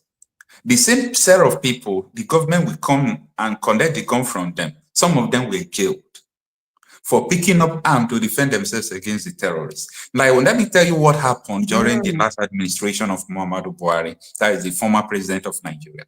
Before they imported the terrorists into the country, because there was a time they imported terrorists into the country from Sahel countries, and they came to national television to confess and admit that, oh, yes, we imported these terrorists to do election. We imported it to remove the incumbent president. Now, before these terrorists came into Nigeria, you know what they did? We have vigilante people, that is local security people. We have different, they went to their houses, collected their guns, and they armed those people who came into the country. They disarmed the guardians. It's unfortunate what we are actually, seeing in Nigeria. It's unfortunate. See, and this is why I say the next crusade will be in Africa. The next crusade must be in Africa. We must defend our Christendom. We must defend our brothers and sisters. No more pacifism, because there are too many dead and too many crying out in the grave. Honestly, there are too many. When I mean too many, uncounted for. Now, this is another problem. For, is it worse? Oh Lord. This is another problem. You are talking about the one you know. What about the ones you don't know? We live in a country, Nigeria, where 60% of the death toll is not recorded, it's not on the internet. That is the reality.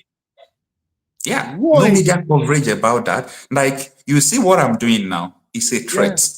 Yeah, no, it's like, you're doing something dangerous, but you're doing what you must. The issue you understand. So speaking the truth, speaking the truth hurts the establishment, and they will come after you. So even the mainstream media in Nigeria hardly report what is going on.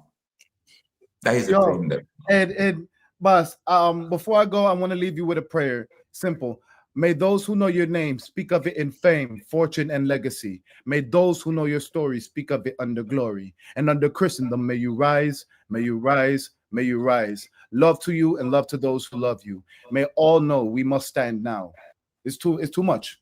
Line crossed. They crossed the line.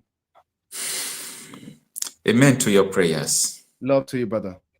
Thank you. Thank you so much. I really appreciate you joining us today. Appreciate being there. Thank you. All right. Okay, Mr. Ezioku, please, before we come to you, I don't really know. I don't know what happened to my WhatsApp. Please, if you are calling from WhatsApp, pardon me. I am unable to even open the WhatsApp again. They said I should enter my PIN. I entered the PIN. The WhatsApp will go back to re-download. I'm re-downloading the WhatsApp. So for people who are calling us from WhatsApp, before I started this live stream, the WhatsApp was working. Look at the WhatsApp is no longer working. So I don't think we can. I'm seeing calls coming. But if I want to pick it, they will direct me to the Play Store where I would, re-download the WhatsApp. So it's strange to me. So because of that, I don't think we are going to receive calls from WhatsApp. Please, if you are calling through WhatsApp, it's so unfortunate that I'm unable to respond this call. I believe these people have not hacked my WhatsApp. Anyway, they can't hack this one. They can't hack this WhatsApp. Ezeku Wondo, good evening. Thanks for joining us. You can now mute yourself and talk to us, okay? When I ask you, no. Good evening, everyone. Thank you for joining us. Yeah, my own is that I don't have to make some points, not making a lot of pronunciation of a statement, because all of us already know what is going on. We already know the problem. The problem that we are into. So it has been long, and the problem has been going on for more than 10 years now, which no one can deny that there is nothing like problem in Nigeria. My own point is that I will not say it is a Christian genocide. I will call it ethnic cleansing. Yeah, the ethnic cleansing I mean is that the people killing our people are foreigner, and indigenous people are the one that they are killing.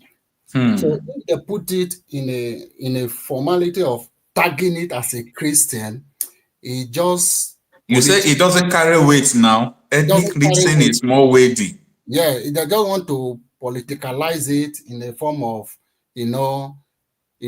for people not to see it exactly what is going on. But the issue here is that the ethnicity of the people also goes with their religion. For example, now, what you said is correct in a very angle. They call it ethnic cleansing, where a particular set of people want to wipe away other ethnic set of people to occupy their land. I understand that is ethnic cleansing. That is a very good definition of it. They are using the religion in disguise. Okay, that's religion word, Christian, Islam. It's just in disguise. And okay, why people say it is not in disguise is also because the ethnic cleansing you just said. For example, now they came to Plateau State, they killed one community, they wiped them out. Those communities, who are they, and who are the people that are killing them? If people killing them are jihadists, for example, now I have a confession. Let me make it clear.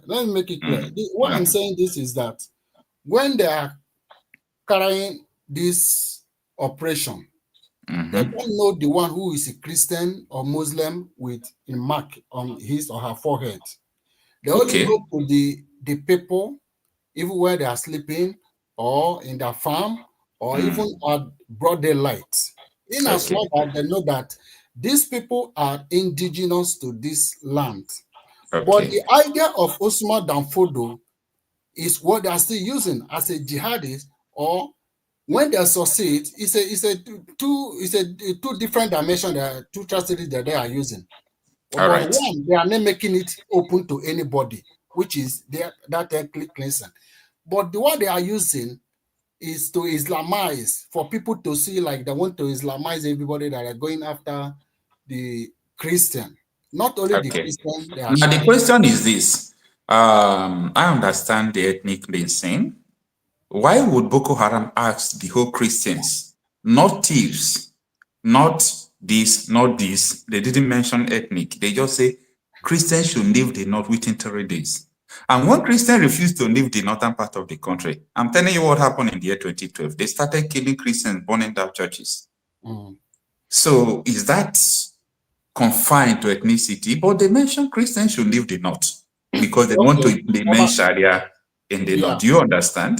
Yeah, about that one, Sharia law have been there. In fact, the Constitution of Nigeria contains Sharia. It is one. Then I have 2 confessions the people we interviewed. I have not posted it, but I have sent it to authorities that matter. The people, when they were killing them, the survivors narrated to us that after shooting their people, they said, "Where is your God now?" Then another one narrated how they told the people who are dead already, not people who are living. These people, these survivors, some of them were hiding, some of them were lying as if they were dead. They were telling them there is no name, there is no power in the name of Jesus after killing someone. How does that correlate only ethnic nation. Ethnic nation is very correct. Yes, it is. But this is just religion. For you to keep person and tell him where is your God. The Boko Haram, when they started, they are not killing people. We all know what provoked them. The idea of their own is that they wanted to have a separate on their own. They don't want to be on their own to use their Sharia as their own country, not to do it together as Nigeria.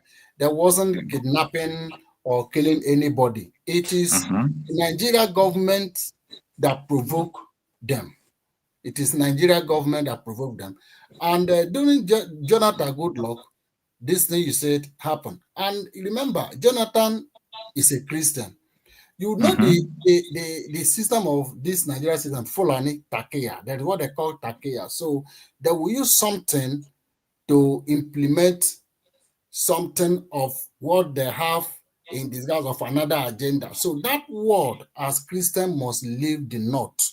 It's a provocation of the operation which Nigeria state carried, because they were not violent at the first time when they started and they killed their leader. So that is where this problem starts. Now, let me conclude about what they say to the Christian. Even them themselves that call themselves Muslim or Islam, they also know that it's just something that men created, not something that God created. The religion, their goal, what they are stand to gain, they are carrying out because of the mission they are carrying out is their mission. What they stand to gain is their mission. So in disguise as a Christian or Islam, they know that men created this thing. Now, say it this way. All these heavy men of God as a Christian, right? Many of them are involved for Mazi Nnamdi Kanu not to come out. You know why? Because the ideology of Mazi Nnamdi Kanu will expose many things that they are doing. So it is better for them not to speak. All the people that have to listen, because if they put mouth to say Nigeria government should leave this man, automatically their members, the Christian will now have that spirit to also agitate to free Mazi. I mean, it will be massive that will lead to, but they also know, but I will tell you this in free, that these people are worse than these politicians. You know why? Because the politicians that we know, everything that they are doing, we see it. They don't hide it. We see it. So the worst one is that when you tell somebody that God will fight your battle or Jesus will save you, they fold their hand, they can't defend themselves. You don't want to tell your members, your floor member, that this is what the reality is. This is what you need to do to save. You need to arm yourself according to our guests. Now our guests say Christians should go and arm themselves. So they will not say that, because if they go into that dimension, automatically, because what their leaders say, their pastor or the GO say, is what they are listening to. They don't listen, they don't believe what Mazi Nnamdi Kanu or the warning that he have been giving everybody for long. They don't listen to that. They don't want to respect that. They only want to respect what their pastor and the GO say. And they are the one now claiming that they are being massacred by this Islam. Everybody they are killing is Christian. But are these people killing our people? Are they an indigenous to Nigeria as a Nigeria? No. Because we see that they are Fulani Malaysia, they are strangers, they come from different areas. They are Islam, not now as it stands. Who is Boko Haram? We have ISIS in Nigeria, not only Boko Haram, we have different terrorist groups that come from different ways. And one goal is what all of them are pursuing, but in different dimensions. So in different dimensions, that when they succeed, the Fulani will now have a place they call their own. As if this country is for Fulani, why they'll build the Islamic empire as their dream. Also there, because the mineral resources is in Nigeria, is what they need to achieve all these things. So for America to come in, I support 100 over 100 for America to come in, but let them not tag it as if it's just only the Christian, because other people who are not Christian, who are people who are traditional, people who don't go to church, or people who are even go to mosque as is a Muslim, they are also a victim, not just only the Christian. So if America come in, it's not that America don't know what is going on for long. They know. So me supporting America as well does not mean that America is the savior that will come and save us without we, the people, doing what is right. Because America have their own issue, that they are the one taking care of their own issue.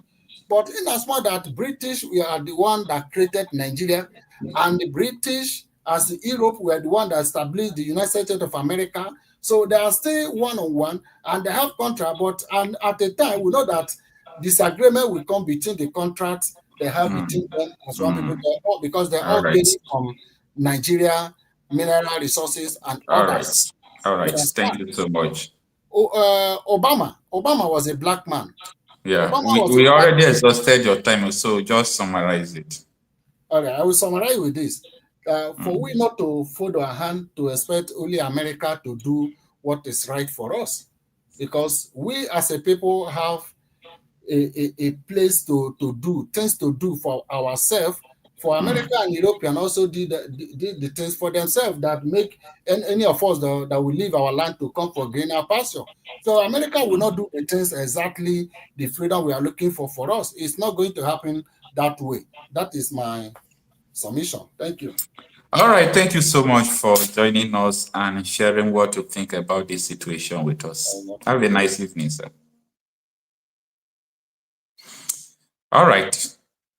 We are on to Erasmus. Good evening. Thanks for joining us. Erasmus. My brother, good evening. Good evening, sir. Thanks for joining us. Thank you very much. You see, I've been listening on. You know that we have been on this issue right from time. We said what the problem was. Yeah, even before this issue of U.S. intervention started. Yes, now we don't know what they happen right from time. I've been saying it. Now, we need to talk about the solution. The solution, there is only one solution. The single solution. You remember the last interview Commodore Kunle Olawumi had this year, when they were trying to bring, they wanted to bring Sharia in another aspect to National Assembly. Do you remember? There was some members that raised the issue of Sharia. They wanted to raise it. There is a way they wanted to bring it, and assuming they succeeded in bringing it that way, it will now become a legal thing for almost everybody, whether you are Christian or not Christian. You remember? Yeah. Now, Commander Kunle Olawumi came, and when they asked him questions on this issue, the lady was like, "What is the solution? What are we going to?" He said there is no solution. That they are not going to stop. Nigeria. Yes, he said they are not going to stop. He said that our children, we may die, and our children, the ones that we come, we don't know about, they will not even care, and they will implement the Sharia. They are not never going to stop. So if they are never going to stop, I know there was somebody that come from US who was talking about we need to fight, we need to arm. Are we going to be fighting everlasting fights? What's the point of fighting everlasting fights? Because they're never going to stop. The goal is this. The intention is to Islamize Nigeria and make Nigeria practice Sharia. That is the intention. They may not be able to do it today. They will try again 10 years' time. If they are not able to do it 10 years' time, they will try again 20 years' time. So they are not going to stop. Now, what will stop them is break the country up.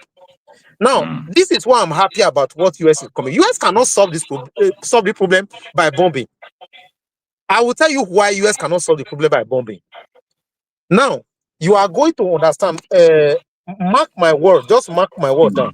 You are going to understand that the people that you are seeing that are bandits, they are just like 0.1% of the total people that think like them.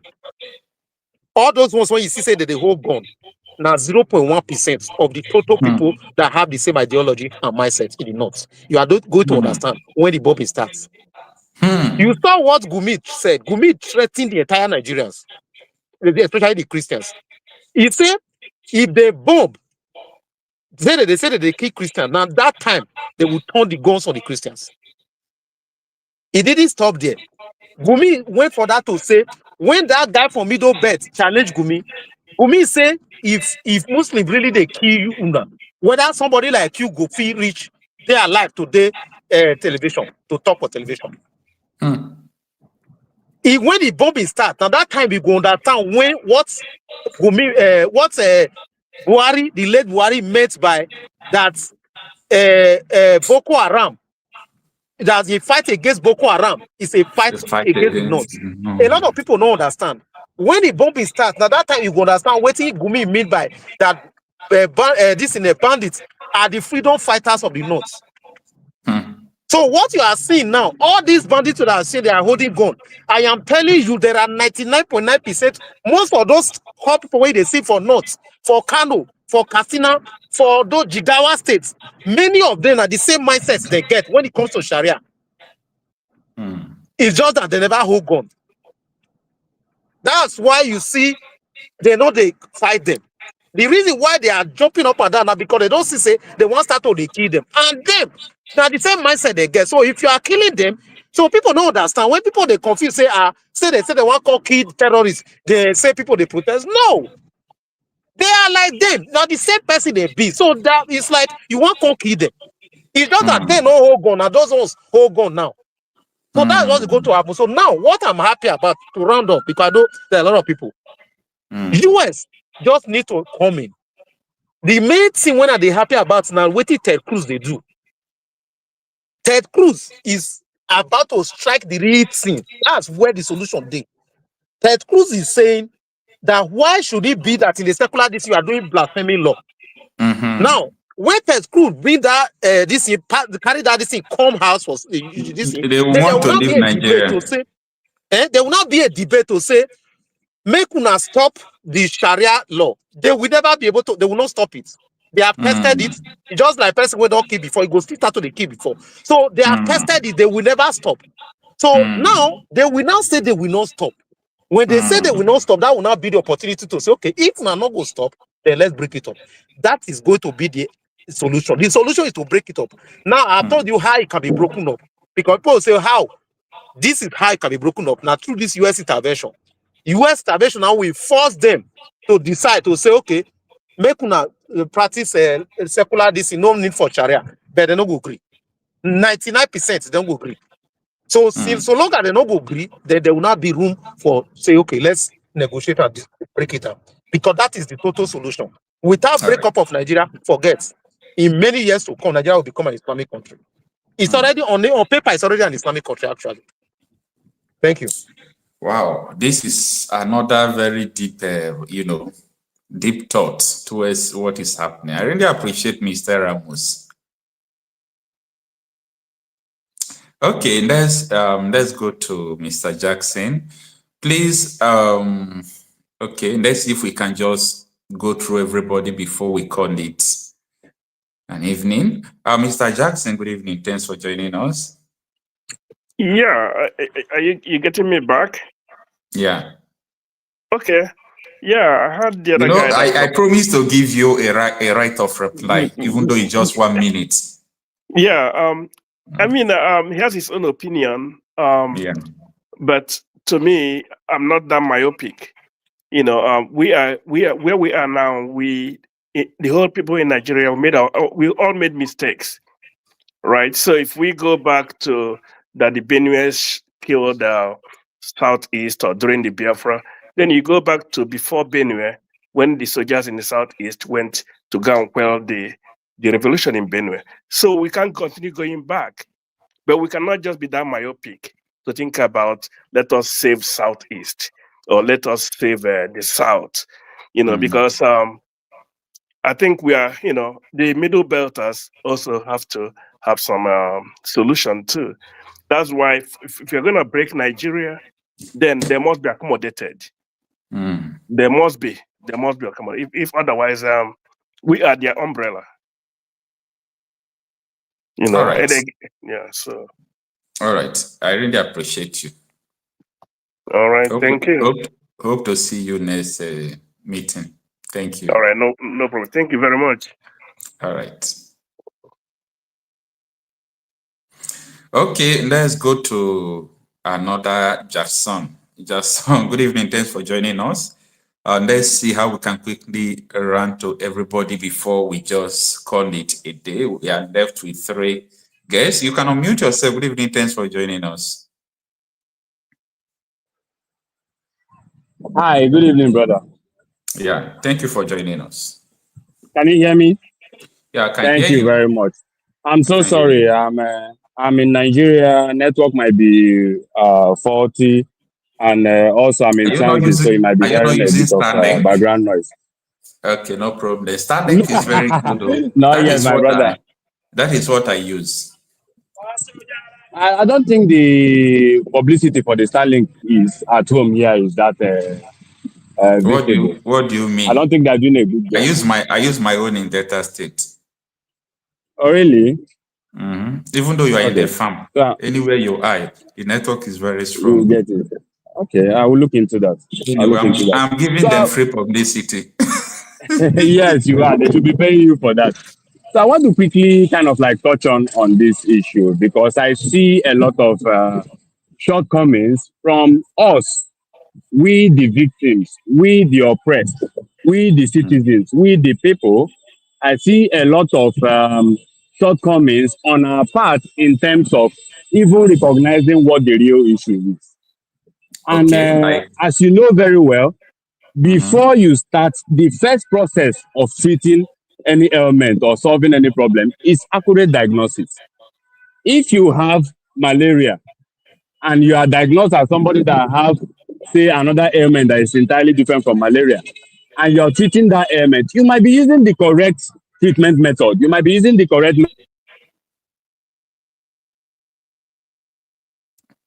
That is right. It seems your network is disturbing you. We can't hear you anymore. You are going to the result. Okay. You are with us now. Go on.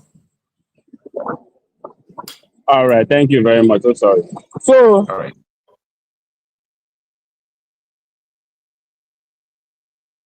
Oh my goodness. What angles that America wants to come into Nigeria to intervene, and their Americans' excuse is there is Christian genocide going on in Nigeria, and we want to, as a Christian country, being America, want to come in and stop this, and also the world police. These things are against UN charter that Nigeria is signed on to. We are not supposed to, sit back and watch this go on, and they have been doing this in other countries, right?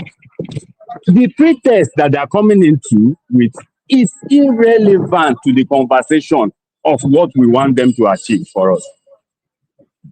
Whether they're coming under the pretext of, because they are also engaged in global diplomacy, they have to explain themselves to the international. What do you want them to achieve?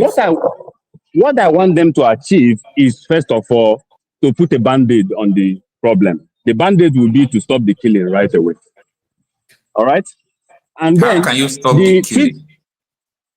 How they can stop the killing is that I agree with the sentiment that the complicity of the Nigerian government on these killings is what has kept it going up till now. And it's exactly what has emboldened those that are behind it. Do you know the reason of the complicity? I believe that the reason of the complicity, and I'll give you a simple example with the current administration, because this is something that has been ongoing among multiple administrations. Right? So let me use this. Yeah, the reason why I asked the question, if you know the reason for the complicity, I think you will get the answer better. Go on. Okay, so what's been floating around in terms of reason is Islamization of the country by those Muslim radicals in the north, and the general Muslim community of Nigeria are sympathetic to those radicals. Now, another aspect that is floating around is ethnic cleansing to take on land, which I don't really buy that much, right? I agree on the Islamization of Nigeria as a principal motivation for those that are carrying out this. Because, and why I agree with that is because I've looked into Islam extensively, and I understand that it's a religion that believes in power. They believe in holding and wielding power. They don't believe in diplomacy. They don't believe in seduction, if I may use that word. They don't believe in, kind of using softer ways to encourage people to buy their ideology. It's an ideology, it's a religion that believes in force, the use of force, all right, to achieve their ends. And it's a religion that agrees that the end justifies the means. It's irrelevant of what they have to do to get to the end, right? So that's why I believe in that narrative that the Islamization of this country and multiple attempts have been, by those in power, by those that have been in political offices, there have been multiple attempts to do this through the political space, which is not working. So what I'm saying in essence is that for me, it doesn't really matter what label or name that the US government gives to it, right? And let's Nigerian Christians not forget that the country called Nigeria is not our making. It's Western powers that carved up this land, divided us, gave us this name called Nigeria, right? And said, you guys go and figure it out.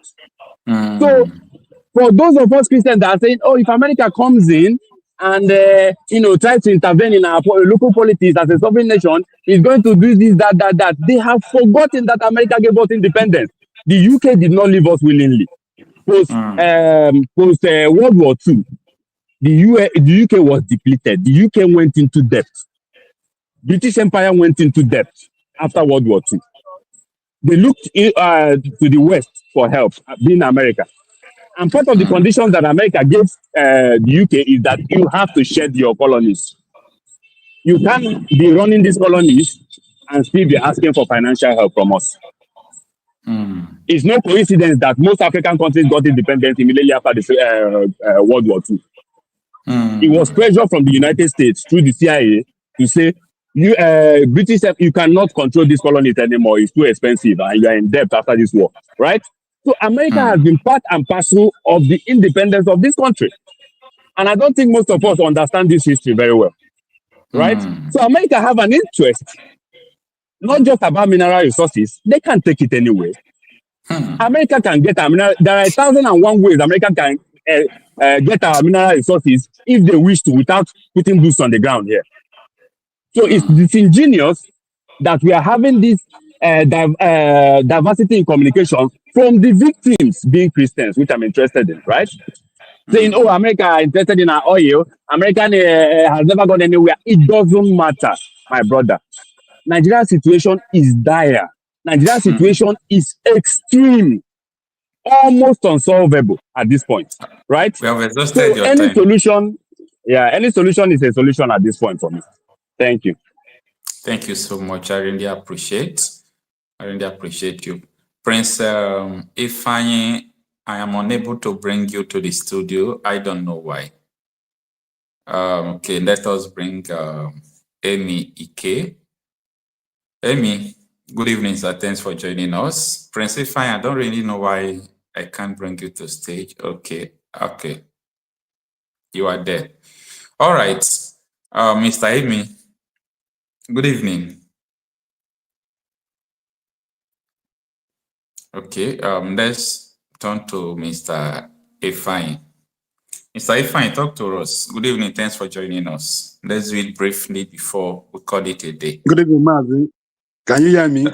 Yes, I can hear you. Thanks for joining us. Good evening. Mazi, I want to talk about the last call I said now, before I end the call. I want to ask people that are saying that America is coming to do this, do that. Number one, Mazi, let us interact now. Now, the first question is, who call you Nigeria? America. No. Who give you this?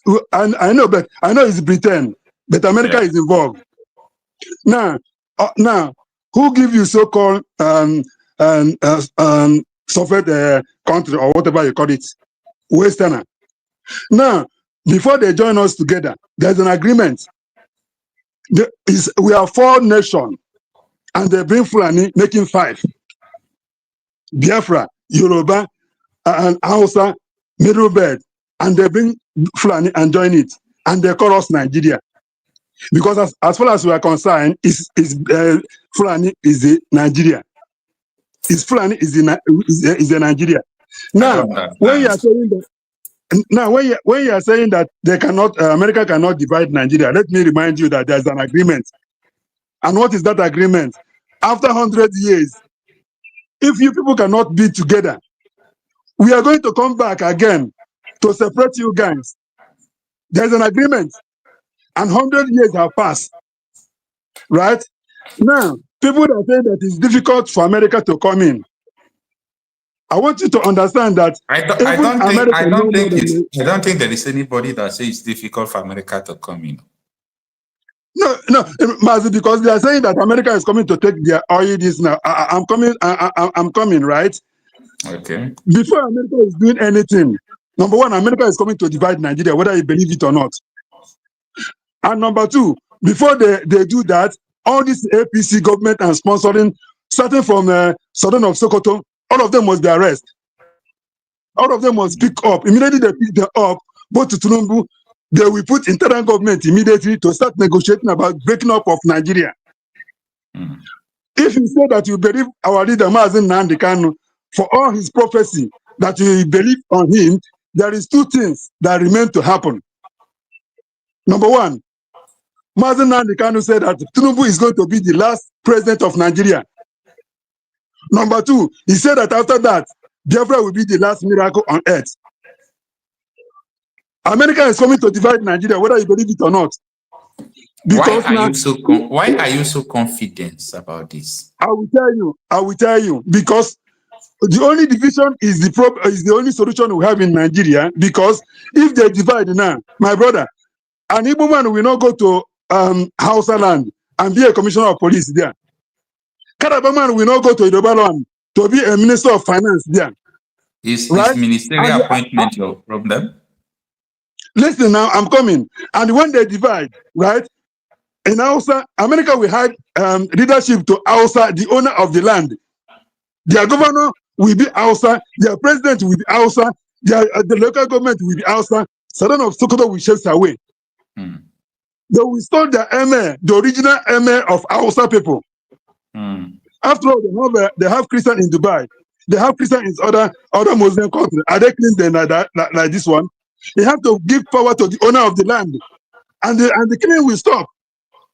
That is the only solution. He can make sure that we have Biafra now. Then he bring somebody from Yoruba to come and be a commissioner of police in Anambra State, and they're telling me that killing will not continue. The only solution is break it up. Everybody go to your own land. Go and govern yourself. That's the only way. Without this thing, there's nothing anybody can do, because inside the army, there's the terrorists there. In Navy, there is the terrorists. In quarantine, there is the terrorists. In custom, there is everywhere. So the only solution now, break it up. Everybody go your way. Go and sort yourself out. Let me see how, if they give Hausa authority, let me see how they will allow Fulani, because us Hausa have already know who are Fulani. Let me see how they will allow them to come and take power, to subdue them again. My brother, this is what I'm going to contribute, because we see everything now. This is written. There is an agreement, and America stands on that agreement 100 years. Understand me? We are not the same language. We are not the same culture. We are not the same. Everything is different. But other African countries, they have one language, one culture, everything, like Mali and the Burkina Faso and this thing. But Nigeria, we are 5 nations. You need to be break out immediately. That is the only way the killing will stop. Let us tell ourselves the truth. All right. Thank you so much. I really appreciate that. Okay, Mr. Emi Ike, I don't know if we can connect with you.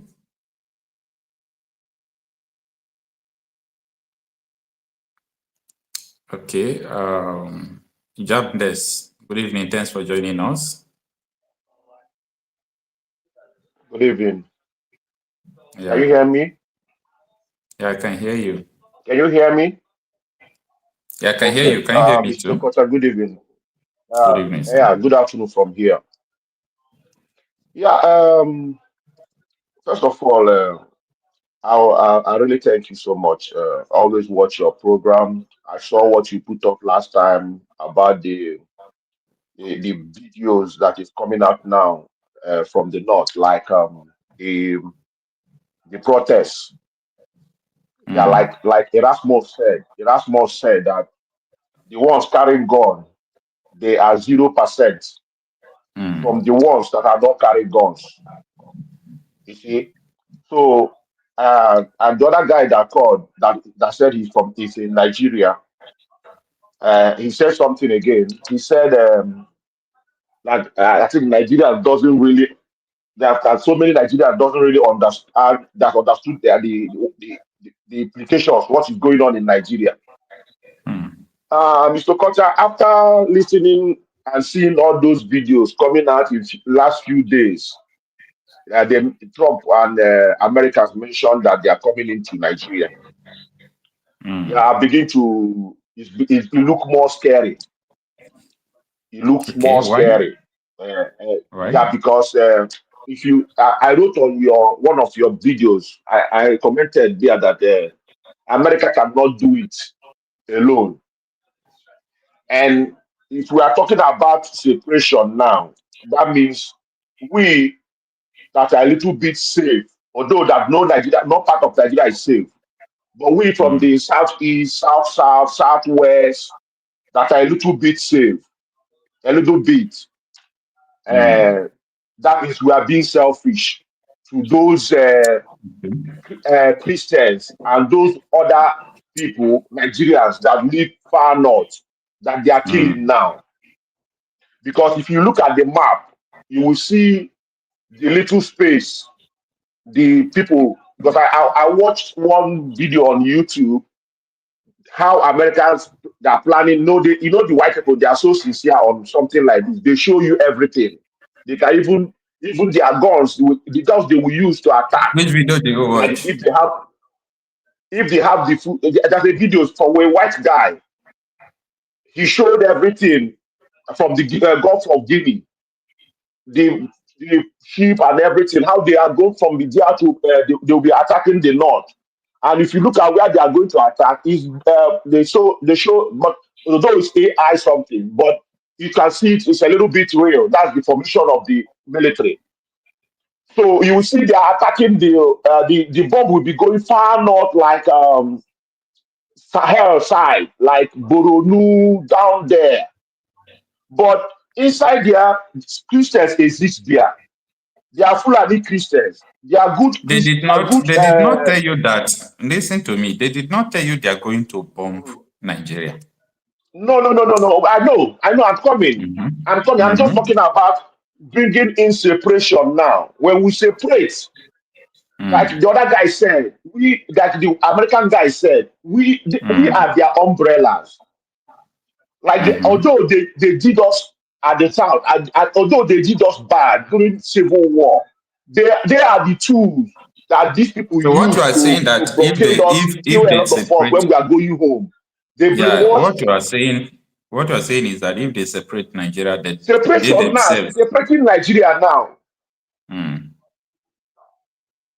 That means we are going to be selfish now. This is not only separation now; it's more than separation now. You see, it's more than separation now. Is there anything wrong? Is there anything wrong for them? Yeah. Country? Yeah. No. You say yes. If you have them to get their own country, wait. When you draw a map of Nigeria now, gotcha. You see, you will see it's divided into half. They call the other upper north, down is south. Nobody draws the north. Someone like you drew the north. Okay, someone like you drew the map and put it up there. I'm coming. Wait, this is political map. This is political map I'm talking now. But when you go up north, these people that are killing now, like South Kaduna, Southern Kaduna, they are Christian. In Boronu, some Kanunis are Christians. They are mixed up. So when you see, I'm coming because I understand. Wait, don't give me some minutes. I want to. If I'm wrong, you can. If I'm wrong, you can. No. Everybody have their own opinion. No, I really appreciate your opinion. Go on. When you go in there, these people that are killing every time, like all those Christians that are there. When we separate now, then those people will be in danger. They will finish them. Are they in when danger? We separate, like let's get our own. They are in serious danger. But they are Very they good. are the more Very casualties good. now. Then So you now, yourself, do you know that you are in danger? that's what I'm telling you. My own is Yes. like Mazin and Kanu now. That's why they want to silence that guy. But it's not when No, we're don't talking about deviate. Don't deviate. We are going into something. Mm. Don't deviate. We are Yeah, talking about the okay. issue of Christians in the Middle North, in the Middle Belt and in the North. I said, are they not facing danger now? You said yes. I said, you yourself, are you not facing danger being in Nigeria? That's what I tell you. To even You be in said Nigeria yes is or no. That is what I death want to sentence. hear. Yes, Very good. yes. But If you are facing danger now, for example, you said to stop this danger, you need to have your own country so that you have the sovereignty to defend yourself. If you can't defend yourself, how can you defend others? Yes. You understand? Listen. That is the mentality of other people who believe that. Sorry for that. Sorry for the interruption. Just write down and finish up first. Okay. Look now, Okocha. Yeah. We are already enlightened. Like, let me tell you, everybody born in Southeast and South, although some of them are denying that they are not Biafrans, that Igbo name, and we are all in danger, 100%.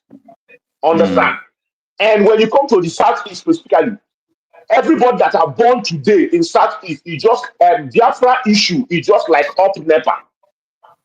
We know it, so we are conscious already. You see, it's better if you are more safer when you know your enemy than you don't know your enemy. So these people now, if what are not you because of these suggesting? multiple So that we killings, can cut short listen, I'm time. coming. Yes, if not because of these multiple killings, those in middle belt never knew their enemy till now. This is now they only knew their enemy. But What we in is the your Southeast, we solution already to know it our now? enemy. Yeah, what is your solution? My solution now is, so let me talk about the solution. Yes, if they want to separate Nigeria, I want them to bring in referendum. So all these our Christian brothers are going to get into, they can choose where they belong to, where they want to be. They can be able to choose. For me, every time I'm putting up hashtag divide Nigeria and save lives. Now, from this thing coming out now, from all these protests coming out now, you can see that they are more in danger than we, because everything walking around is in the north is a terrorist. From those, you saw a clergyman saying that Boko Haram is their brothers, is their uncles on a protest. So, and you can see the Shiites. There are people, everybody are complaining that Buhari is killing them. Buhari is killing them. People, everybody supporting them. And you see, they carry So placard what you of said Ashtags is and referendum that is the solution that you are saying, right? referendum. So it's not different That's from what we what bring other up to. people are saying. But the truth is that Yeah, nobody in Nigeria is going to give you referendum. See, that's what I'm saying. If the opportunity of referendum will come, let's be the umbrella of those ones so they can choose where they want to be. So without referendum, if you go abstract like separation, then we put them, we are now open to them because they are the architect of this awareness now that is happening now. So because they are people that are bleeding, although everybody is bleeding, but they are the one bleeding. Look at Yatawale, a night they kill 200 people. And a lot of, like you said, 60% of the death in Nigeria is not recorded. So they are the ones that push it so much. If you can remember this man, Dr. Lafia, he pushed this thing and he went down. So now, when we come to the other guy that said, let we separate, this one will defend yourself, this one will defend, Nigeria, Igbo man will be commissioner, this one, and you asked him something. You said, is the post that what you want? Obviously, the post is also important because you see, army, there are now many in police, there are many in army. You can't separate sand, 2 cups of sand from 1 cup of gari. It's not possible. So separation works more But when we want to separate 100%, that means we are going to put the other ones, the other Christians. But now we are not talking because we have seen that they are 100% Islam. That's what they want. They want Sharia. They want Islamization, like that retired army said. They want Islamization. And let me tell you, I don't know if you have anything about France. And Nigeria is in paper. Islamic country. So that's Nigeria. And our problem now, first of all, we got to stop the killings. And if America want to get it right, they have to mobilize also the locals, the locals that own the land, the indigenous people. They must be inside. If they are not inside, America cannot open it, cannot do it alone. And then the killings will stop, and they will remove those ones. Remember, there's also some Fulanis. There's also some Fulanis that doesn't like this killing. These are the ones that are killing too. So, you see, so we can get it right. Okay, so much, no problem. It's all right. Thank you so much. I really appreciate. And this is where we are going to call it a day. Please, for some of us that, for some persons that we were unable to guess to, this live broadcast was scheduled for 2 hours. So we exceeded the 2 hours with 26 minutes. Please do bear with me and join us another time. Have a great evening. Somebody told me about it.